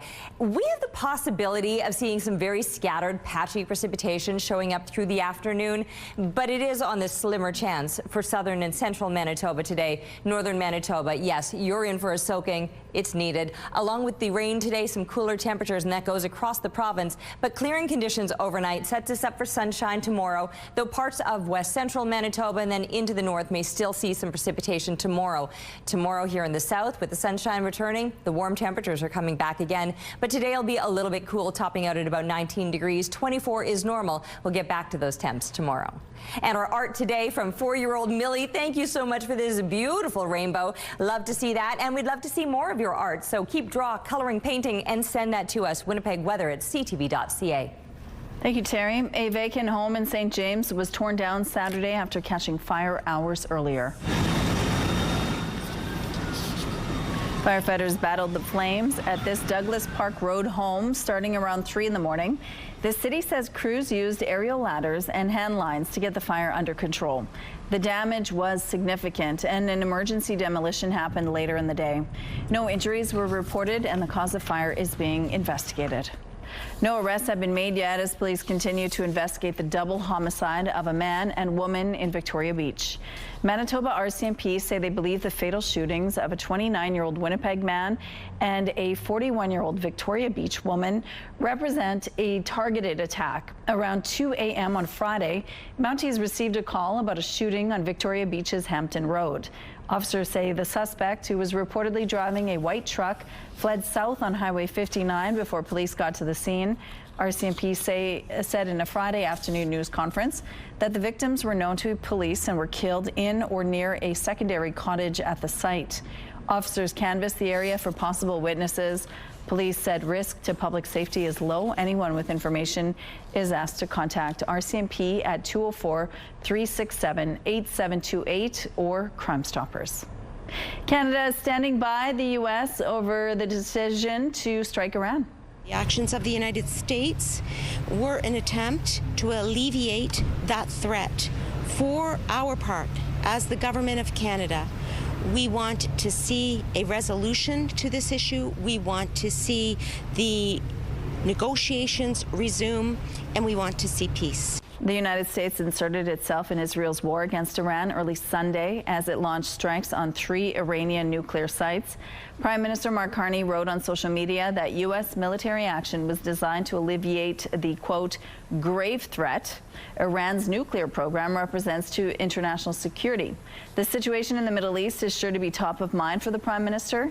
He's arrived in Europe for 2 key summits. Tesla has rolled out their robo taxis in Austin, Texas. The company began testing out their self-driving taxis with a fleet of 10 cars. They invited influencers to take a spin for a flat fee of $4.20 with no one in the driver's seat. Tesla CEO Elon Musk said this project has been a decade in the making. But even if testing is successful, industry experts say it will be difficult to scale up, especially with new Texas rules now requiring permits for autonomous cars. Tesla has yet to comment on this, but says it's prioritizing safety. Here's a look at what's happening at Confusion Corner. Barely anyone out there right now, as you can see. It's moving well, no issues to tell you about. If you see any problems out there, please let us know. Traffic is brought to you by Curtis Carpets, Manitoba's flooring experts. Let's go back now to Daniel Homerson, who's been talking all morning about the Bear Clan Patrol and the important work they do. That you just introduced us to a volunteer who does some important work. Tell us more. Good morning, Rochelle. I'm joined by another volunteer, Marla Morasti, and she's going to tell us a little bit about some of the fundraising efforts for Bear Clan Patrol. Well, Bear Clan Patrol is a grassroots organization. A lot of people don't understand that Bear Clan only has 4 employees and the rest of us all volunteer. And we are a grassroots organization, not for profit, and we are here to raise money, and it's our community that helps us. You guys just had a big fundraiser earlier this month, a golf tournament, which a lot of people love participating in. Tell me about that. So we were at Kingswood Golf Club out in LaSalle, and Christy Houston, who is the owner there, has been a great supporter of us. And we had a full out, well, that's our 3rd year, I guess, doing it. And everybody comes in. So a lot of community organizations and companies come and join us. And we have a great day, and that is one of our main fundraisers for the year. The money raised from things like the golf tournament, how does that support Bear Clan's day-to-day operations? Okay, so when we receive money in from the community or donations in from the community, it goes right back into the community. So we are non-for-profit.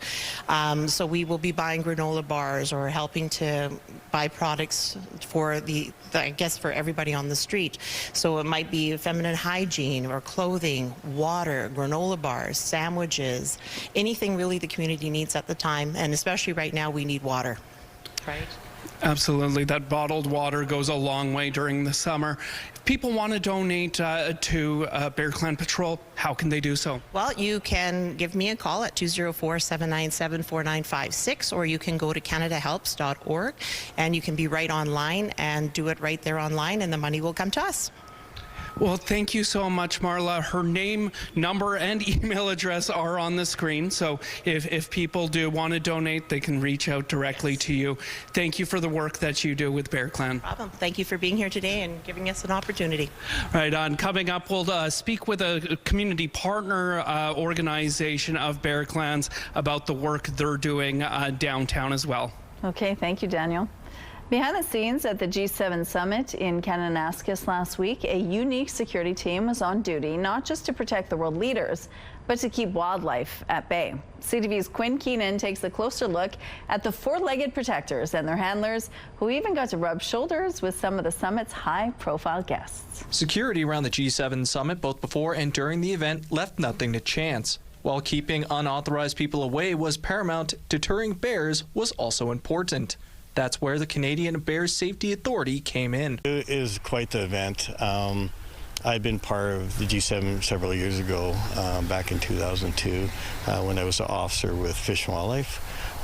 So I recently retired a couple years ago and then started the Canadian Bear Safety Authority. 7 handlers as well as 5 dogs, including Karelian bear dogs known for their fearlessness, patrolled the town site looking for wildlife that might be getting too close for comfort. The team came across a grizzly and black bear.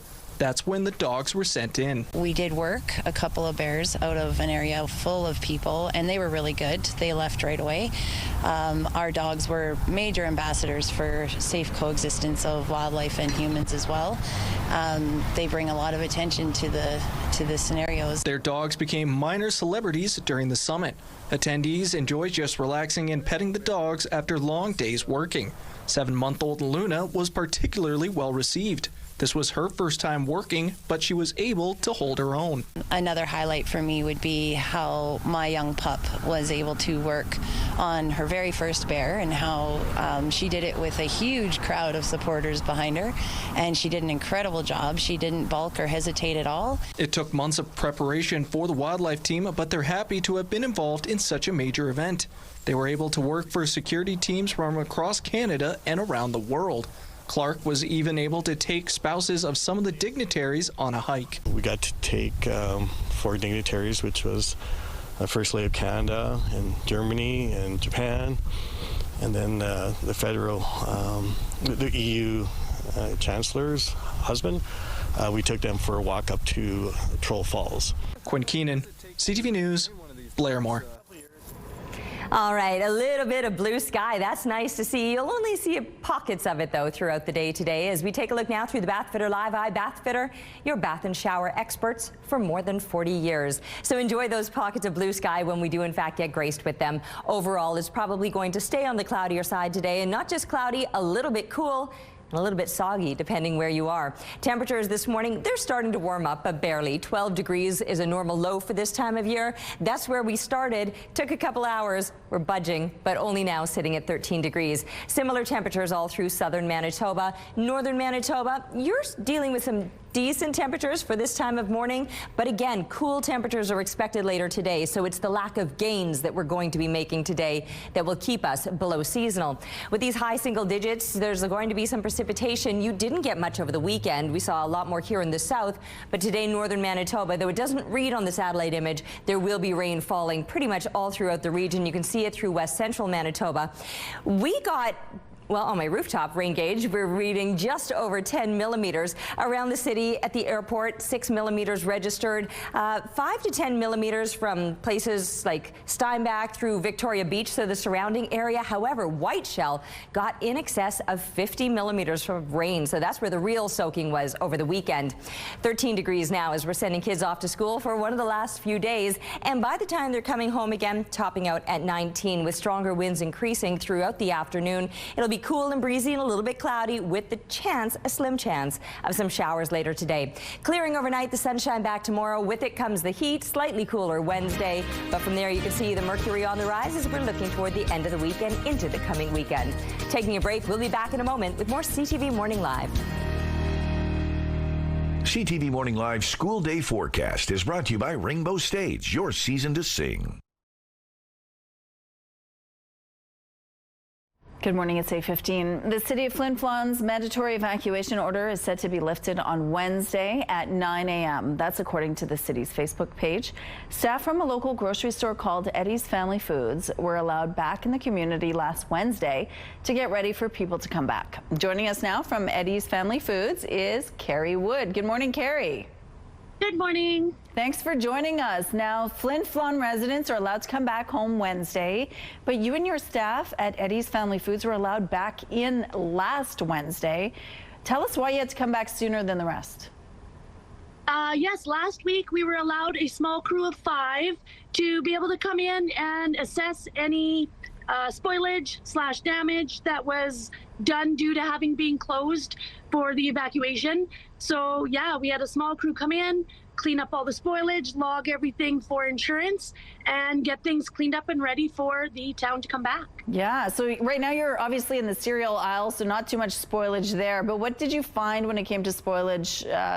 Which areas were mostly affected in that store?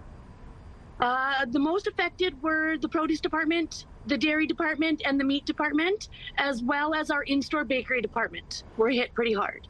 Okay, so that's a big loss for you. Tell us a little bit about what you have to do now to prepare for the influx of residents. What we did was last week we got in touch with our parent company Sobeys in Winnipeg and arranged a truck that's actually literally coming in the back door right now. Okay. So small amount ready for customers. Our neighboring community of Creighton was allowed in last night. So we do have permission to be able to deliver goods to that community starting today, as they are not allowed to cross over to Flin Flon until Wednesday when our evacuation is lifted. And then as well on Thursday, we are also getting a full stock truck to be able to fully sell to the community. Okay, so that's really exciting and promising for residents as they make their way back to Flin Flon. When you first arrived in the community, what did you see? What did you see any damage? Is it obvious that it got really close to the city? Driving into town, yes, on the highway you could see some burnt trees a long ways coming and going. But as you got to town, yes, it was quite smoky. It was pretty eerie to drive into town with nobody around. But thankfully, due to the heroic efforts of all of the local firefighters and out-of-town firefighters that came, that there was no structural loss or damages to the city of Flin Flon. Well, that's really good news. So tell us a little bit about what has been happening weather-wise over the last little while, because here in Winnipeg, we got some rain last night. Did you guys get any rain? We did. It rained on and off all day yesterday, which was a blessing. Last night as well, and this morning we woke up to some more rain as well. So, and it's supposed to keep going all day. So well, fingers crossed it stays that way, and there's lots of rain in the forecast. Absolutely. And so it feels good to be back, I'm sure, right? It does, and I can't wait to see all of our wonderful customers again. Yeah, so for people who aren't quite there yet because they don't get to come back on Wednesday, what message do you have for them as they make their way back home? Just be thankful to all the firefighters that the hard work that they did to save our community. Things could have been a lot worse. Unfortunately for our other neighboring community, the village of Denair Beach, they suffered some catastrophic losses. So coming back, people are going to be pleasantly surprised as to what we're coming back to. And will your store be ready in time for them for Wednesday? Yes, we will. Yes, we are ready today, like I said, for Creighton residents. And yep, we're ready to open doors and see everybody on Wednesday. Any other messages for residents as they get prepared to come back? Just be patient, be kind, and be ready to do some cleaning when you get home and mow your lawn. It's pretty thick. What about all the other businesses? Are there others in town getting ready for the return? Yes, there was some other grocery stores in town last week, the same time we were. This weekend as well, there was the second phase of essential businesses getting ready, as well as last night there was some more. So by Wednesday when people come back, the majority of businesses will be ready. But like I said, we just ask everyone to be very patient as workers come back, get their homes in order, able to come back to work, to be able to fully serve the community. Carrie, thank you so much for sharing this with us, and good luck getting ready. It sounds like you're already there, and good luck Wednesday. Thank you so much. Thank you. You too. The Winnipeg Folk Festival is celebrating a milestone this summer, and we want you to have the whole experience. Folk Fest is 50 in 2025. As always, it will feature music, workshops, and a whole lot more, and you could be there to make memories of your own. We're giving away tickets for the entire weekend, plus quiet camping for you and 3 friends. To enter, head to the contest page on our website, ctvnewswinnipeg.ca, and tell us your favorite memory, whether it's from the first festival or the 49th, and maybe share a pic or 2. Good luck. Out on the rooftop now, the sun is shining and it's breezy. Yeah, and now I am feeling overdressed. I was saying earlier this morning I was really happy with my choice to wear a turtleneck in late June because it felt like it was going to be such a cool and cloudy day. But when that sun busts out, honestly, you can feel the warmth of it, although the breeze is still noticeable, and there's a cool, just kind of an essence to that wind this morning that you're certainly going to notice. Also a bit of an aroma, slight bit of a campfire smell. But as I've been keeping an eye on that air quality map, no warnings or statements have been issued throughout Manitoba regarding the air quality, and improvements still expected with more rain moving to northern Manitoba today. 13 degrees right now in Winnipeg with winds out of the west-southwest. Those winds are going to be getting stronger throughout the day today. Now, we got some rain over the weekend. My rain gauge right now reading just over 10 millimeters in our downtown area. So lucky for us and my flowers, they're absolutely thriving now as a result. Around the airport, about 6 millimeters is what registered at Environment Canada's reporting station. Whiteshell area, though, 50 millimeters, a real soaking there. And today the real soaking will be northern Manitoba, the area needing it the most, and good news, it's coming. So rain expected all through northern Manitoba and cooler temperatures right throughout the entire province. Indigenous Day at the Forks. It was a beautiful day, aside from a bit of that smoky haze, but Dale snapped an incredible picture that day. Keep the photos coming, please, to Winnipeg Weather at ctv.ca. Weather brought to you by Blinds Are Beautiful at 900 Lorimer Boulevard, featuring Hunter Douglas Shades. Those Canadians taking the U.S. by storm, putting the spotlight on talent north of the border, and that's just a sample of Canada's impact on the sport. CTV's Kamil Karamali now on the secret behind Canadian basketball's recent success. Alexander didn't slow down. A thrilling NBA Finals. One game for all the marbles. That went the distance. But the story of some of these big-time ballers began far from the big arena lights. Here in small-town Ontario, at community courts and school gyms is where it all started for Andrew Nembhard. His former coach, Gus Gymnopoulos, now watching him in the finals. He's like family to us, so it's a proud moment. Nembhard, one of 4 Canadians in this year's finals, tying a record set last year. On the Oklahoma City Thunder, league MVP Shai Gilgeous-Alexander from Hamilton, Ontario, Luguentz Dort from Montreal. On the Indiana Pacers, Andrew Nembhard from Aurora, north of Toronto, and Benedict Mathurin, also from Montreal. Dwayne Washington coached both Gilgeous-Alexander and Nembhard, signaling a major shift in Canadian basketball talent. The players are better because the training has gotten better. Coaches and developers has taken their craft more seriously. And that's because the developmental program has also gotten better. Government funding has increased, paying for better coaches, better courts, kids now playing at an earlier age. Club basketball exploded, and so you've got tons of clubs all over the place. Kids have places to play. The barriers to entry are low. And that's created better local competition, with young American athletes now coming up north. Not only U.S. athletes, we're talking athletes from all over the world coming into our school programs because they understand, hey, there's something good happening in Canada. Part of the rise in talent is also cultural. When the Toronto Raptors started the franchise in the 90s, it got more kids playing. Now those kids are all grown up. And if you look at all the NBA guys, like they're kind of at that age right now where they would have been impacted by that. Knowing a new generation of basketball fans are watching these finals now, imagining they'll be the next Canadians crowned NBA champions. Kamil Karamali, CTV News, Toronto. CTV Morning Live is brought to you by Robin's Donuts, your favorite stop. Young Lungs Dance Exchange is a not-for-profit dance company that allows artists to develop their skills and techniques. The company was created 20 years ago to give young dancers a chance to explore different genres of dance while giving them an avenue to express their passions for movement.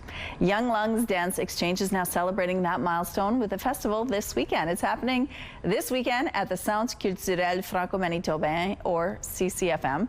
Joining us now is dancer and choreographer Stedroy Crump Jr. Good morning, Stedroy. Hey, good morning. Thank you so much for joining us. Now, you've been dancing hip hop since you were just a young little guy, right? Tell us how you got started down this journey. Yeah, of course. I would say I really started falling in love with hip hop and competing with it when I was 12 years old. Essentially, it was a family thing. Like, I saw my cousin who was really good. I have 3 sisters, and they were all dancing. So it was really just a way for me to let out some energy. I had a lot of energy as a kid. Yep. Still do, you know, so it was a great creative outlet. And then I was able to essentially just take my craft and my love for it to a point where I was competing, traveling across Canada and then the States, and then being able to form meaningful relationships as well. So it's been a blessing. And now it's still part of your life, because now you're trying to share your skills and what you've learned over the years to others. Tell us about that journey. Yeah, I never really saw myself as a kid. I didn't see myself as a dance instructor or a dance teacher. I just loved dancing, and I wanted to keep it in my life as much as possible. And as I grew up, some opportunities came my way, and eventually I ended up finding a lot of passion with teaching kids, just to follow their passions. Obviously, my medium is hip-hop dance. Yeah. Just whatever their passions are, just leaning into that and trying to keep that alive in their life. And you're actually traveling to isolated communities to share your passion with them. Yeah. Tell us about that. Yeah, since I was 15, I started traveling to some northern Indigenous communities, and to like Fisher Branch and a few other ones up there. Right now I go to Thompson every year as well, just to share my passion of hip-hop with the kids and communities up there. Yeah. Just because, you know, being in the city, there's a lot of opportunity for the kids here. So the kids here are good. I want to go and help places where maybe the kids don't have as many high quality, let's say, teachers going through all the time. So when you do go there, what sort of response do you get from the kids when you're teaching them this really cool dance move? Yeah, no, it's always great energy, great great time with the kids. So just always like just loved and just high energy throughout the class. So I love traveling up there. Okay, so let's tell us how you got involved with Young Lungs Dance Exchange and what's happening at the festival this weekend. Of course, so Young Lungs Dance Exchange, they offer a bunch of programs for dancers to essentially just create some art. So I did a couple of their programs and I've been really enjoying it. It's really cool because, you know, aside from teaching, and then I did a lot of dance competing and dance battles, I didn't really know other ways for artists to get funding. So it's nice because Young Lungs bridges that gap. Okay. And then with this festival, they're celebrating their 20th year anniversary with a 4-day festival. So I'm going to be competing. I'm just used to that. I'm going to be sharing on Friday, the 27th, but it goes from Thursday to Sunday. So I'm super and it's excited. Open to anyone. Yeah, People open can to check anyone. this out. And of course, if you do want more information, we have a link on our website as well. Thank you for sharing this, and happy anniversary to the dance company as well. Yeah, thank you. Thank you. All right, look at that sky. A little bit of bright blue popping out from behind those clouds. It's looking good this morning. 13 degrees is where we're sitting, with winds out of the west-southwest 11 kilometers per hour. The pressure is rising. The humidity sitting at 87%. It was looking overcast and gloomy earlier this morning, so some improvements, although it doesn't mean that it's going to last through the day. We might still see some heavier clouds moving back in again. Not as likely to see the rain as west central Manitoba or northern Manitoba, but there is the possibility of some scattered showers through the afternoon. And the winds are likely to pick up still out of the west, at times gusting to 50 kilometers per hour. And our temperatures, they're just slowly starting to rise, but it will be a slow ascent to a high of 19 degrees, which keeps us then below seasonal 24 degrees normal for this time of year. And 12 degrees would be a seasonal low temperature. That's where we started this morning, but with the sky clearing overnight, you can expect those temperatures to dip a little bit lower, down to 8 degrees, and still with those strong west winds in place.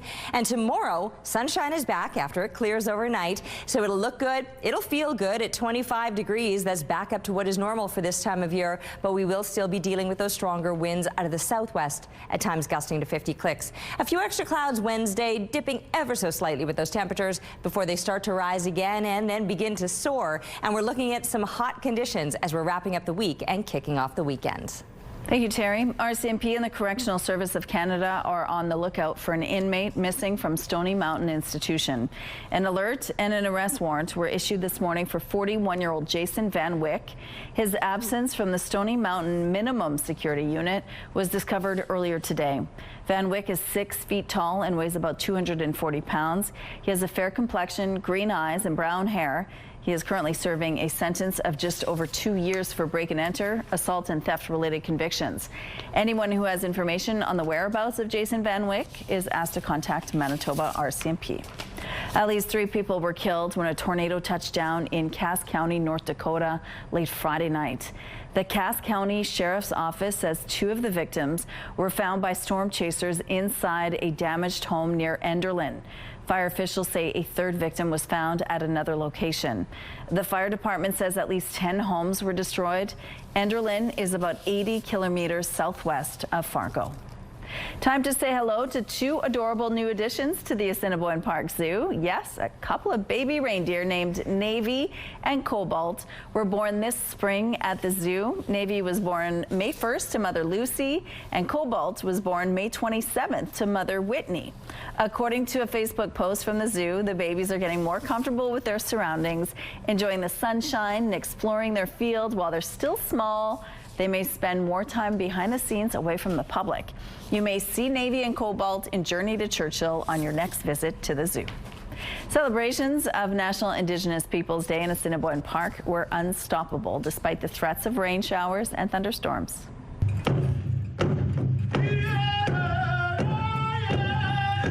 Assiniboine Park Conservancy had to move their events and activities indoors, but that did not stop people from watching powwows and learning how to bead. Park staff say it is important to honor Indigenous Peoples Day to better understand our history and how to move forward. Up next for the park, Canada Day celebrations. We're really encouraging people to come see our free music entertainment, our wellness programming, our movies, all free here at the park all summer long. You can find details on upcoming events at the park online. Researchers say they have developed a more effective brain and body scan. Scientists in the UK have spent the past decade working on what they call FCI, which stands for Field Cycling Imaging.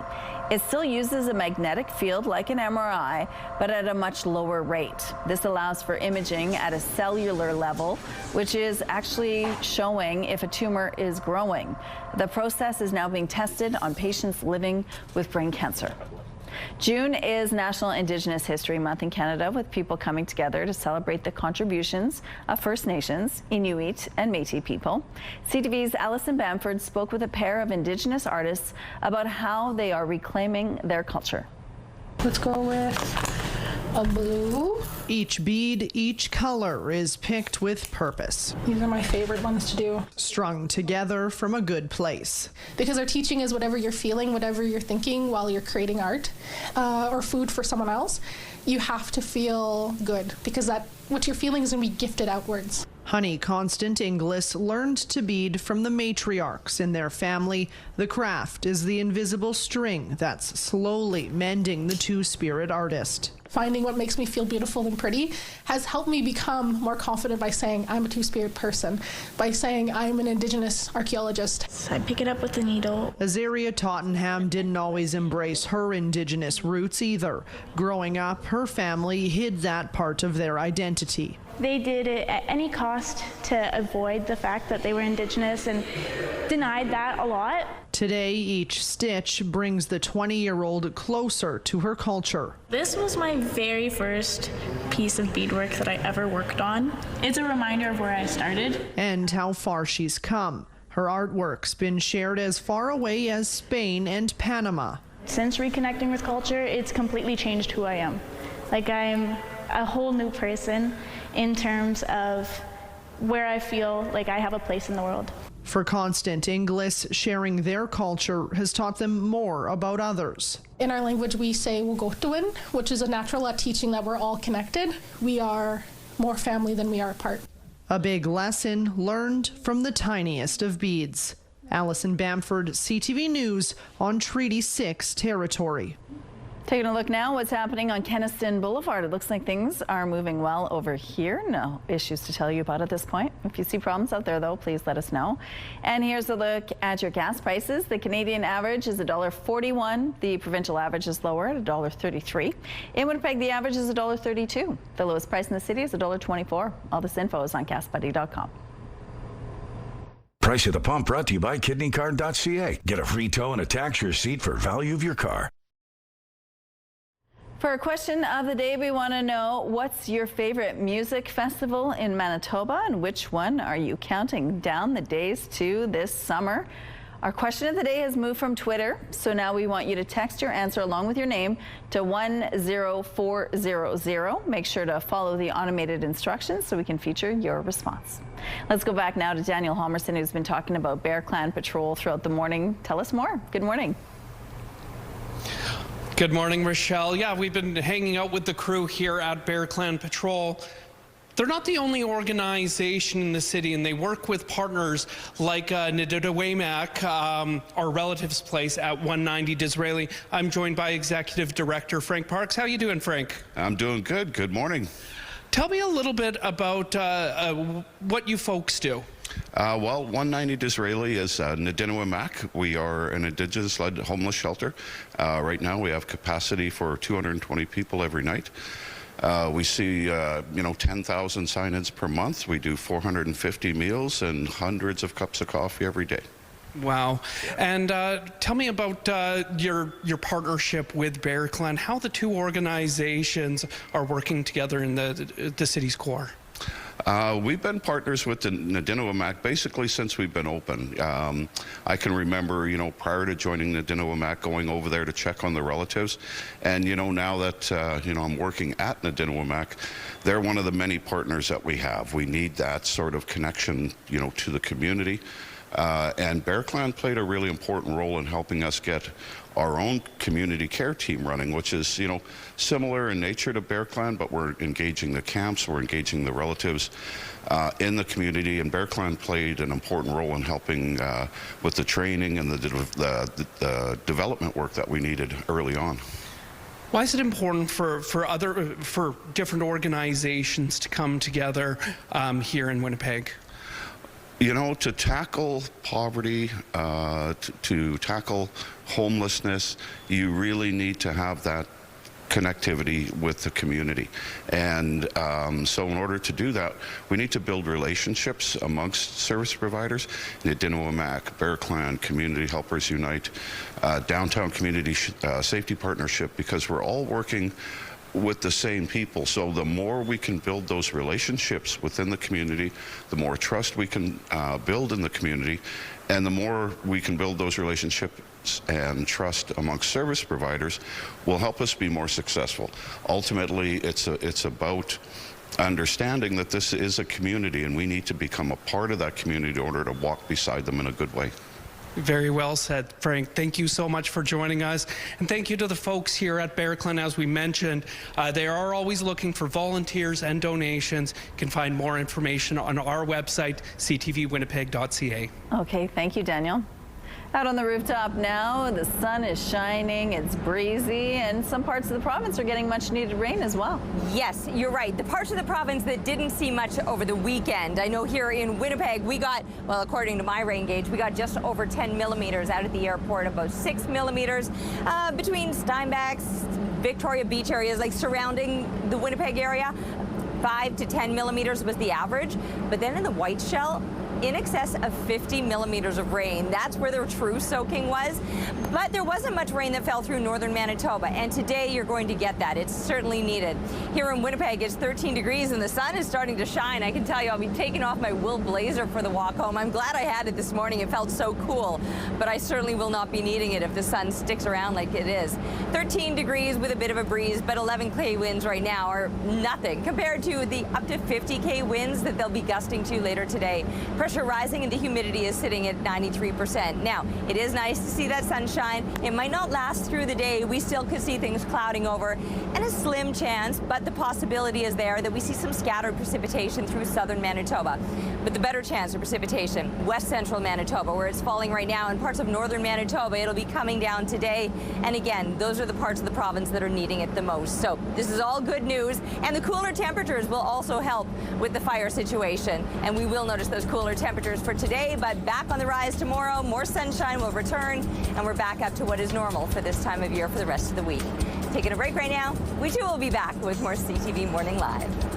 CTV Morning Live weather brought to you by ABC Fire and Safety, your CO2 refill store.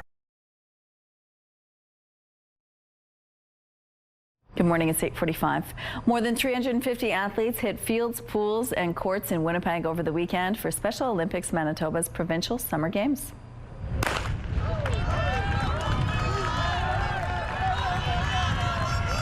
This was the first summer game since 2017. On Saturday, athletes took over the University of Manitoba Stadium for an afternoon of track and field.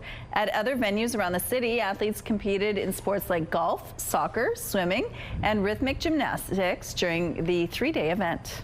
So many athletes tell us that this is the absolute pinnacle of their years, of their four-year cycle. They participate in programs year-round across the province, and so for them to have an event like this, where they've got their family and friends cheering them on, the public cheering them on, truly, all I keep hearing this weekend is just that the energy is up and everyone is so happy and joyful to be here. Athletes were also competing for a chance to represent Manitoba at the 2026 Special Olympics Canada Summer Games. Those are happening next summer in Medicine Hat, Alberta.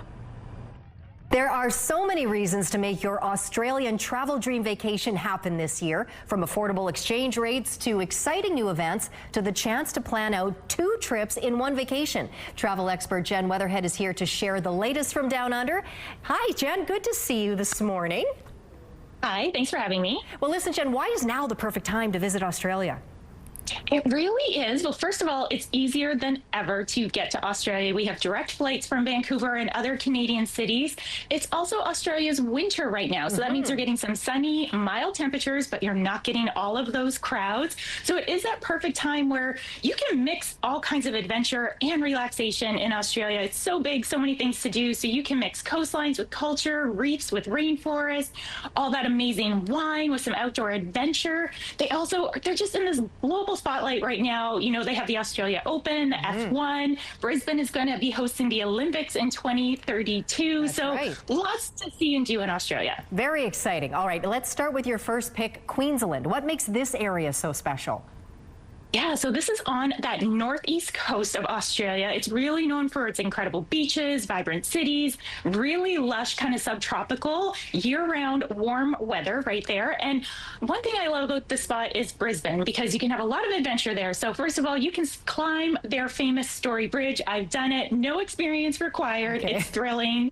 You can also, of course, go snorkeling. So to the north of Brisbane, we have the Great Barrier Reef, which is amazing. You can do some surfing in Noosa or Burleigh Heads. If you're looking for something a little bit more unique, you can go to the Pamugari Rainforest. So this is part of Tourism Australia's Signature Experiences collection, and it's a really cool way for you to get in touch with the Indigenous people and Indigenous culture. It's led by them through this tour. So that's all the adventure stuff. And then if you want to do some relaxation in Queensland, you can go to this gorgeous spot called the Scenic Rim. So it's 90 minutes outside of Brisbane. Lonely Planet named this as one of their top regions to visit. It's all about slow travel here, you know, farm to table dining. You can sip some wine at Witches Falls or the Overflow State. They have luxury lodges like Spicer's Peak Lodge, another one of those signature experiences from Australia. And of course, spa retreats, gentle hiking if you're looking to really calm. A nice balance to the adventure in Brisbane. And that's just one part of Australia, Jen. Let's head over to the other side of the continent where you say we can mix untamed beauty and wine. How easy is it to get from one coast to the other? Yeah, so we're going to Western Australia, the westernmost side of it. What you're going to do is take a flight to either Sydney or Brisbane, and then it's just a few hours on another plane to get to Perth. So super easy to get to. And what I really like about this area is that you do have all that natural, amazing beauty that you can pair with some adventure and then relax again with a bit of wine. So we're going to go to the Ningaloo Reef. So this is a UNESCO World Heritage Site. And I like this because it's not as busy as the Great Barrier Reef. It's a little lesser known. I would say this area is probably one of Australia's best kept secrets. You can even swim with whale sharks while you're visiting this reef. Then you're going to go to the Bungle Bungle Range at the Purnululu National Park. You can see some incredible views here, do some really great hiking. There's even an incredible experience called Under the Stars Night Tour. Again, that's with Indigenous and Aboriginal people, so you're getting to know a lot about their actual culture while you're there.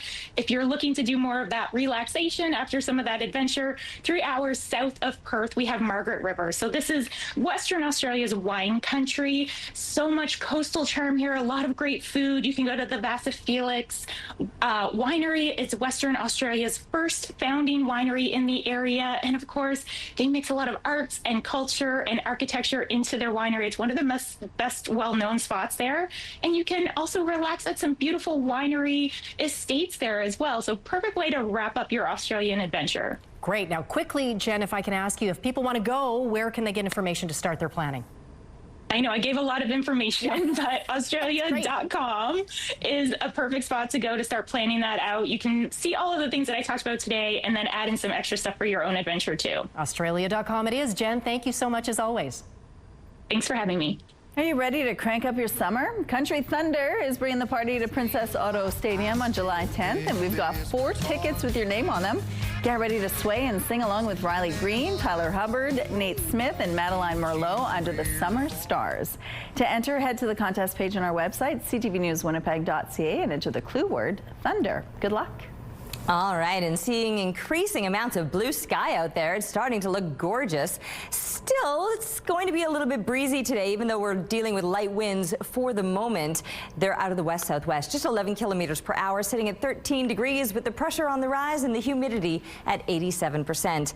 We had pretty overcast conditions earlier this morning, but now that the sun is starting to shine through, it's looking pretty good. It's feeling not too bad out there, and here's the best news of all. The air quality warning map, it's looking empty. For Manitoba, at least, way off to the west in parts of Saskatchewan, you can see there's a statement, but not even a warning. And then that is actually thunderstorm warnings that are in place further to the east of us. But it is nice to see the air quality map clear. Hopefully it'll stay that way with improving conditions due to rain that's going to be moving through central and then northern Manitoba. We got soaked over the weekend, but northern Manitoba really didn't see much. So it is great news that that precipitation will be moving through today. And not only will you get some precipitation, but some cooler temperatures as well. Churchill, 12 degrees, might not see as much rain. In fact, maybe even a few breaks in those clouds, but most other places are in for a bit of a soaking. And like I said, some cooler and below seasonal temperatures. High single digits or just barely into the double digits. So these values are well below seasonal, and that rain is likely to continue throughout the day today. And for some places, especially in the northeast, even into the overnight. West central Manitoba also dealing with that precipitation. Not so much here in the south, but we will likely see a few more clouds building up. And this afternoon, the possibility of some passing scattered showers. All of us could be seeing a little bit more precipitation, but it's not likely to amount to what we saw yesterday or what northern Manitoba will be seeing today. Northwestern Ontario also could be still seeing some showers or thunderstorms. Sunshine back tomorrow, and with it comes the more seasonal temperatures. They're going to last throughout the week and into the coming weekend. We're taking a break. We'll see you soon.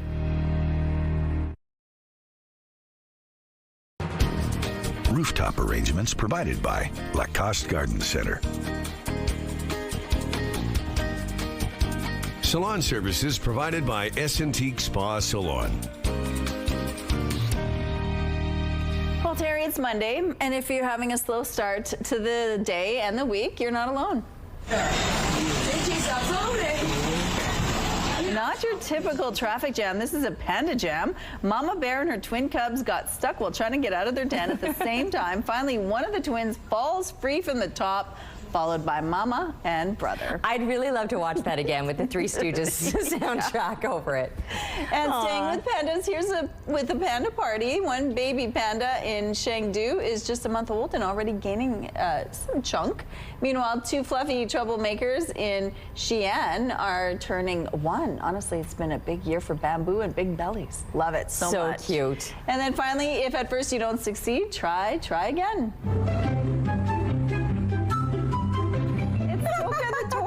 His most favorite time of year when he gets to eat mangoes, but he has to get it first. Don't worry, it may look like he's struggling, but he gets it eventually. That does it for us. Have a wonderful day.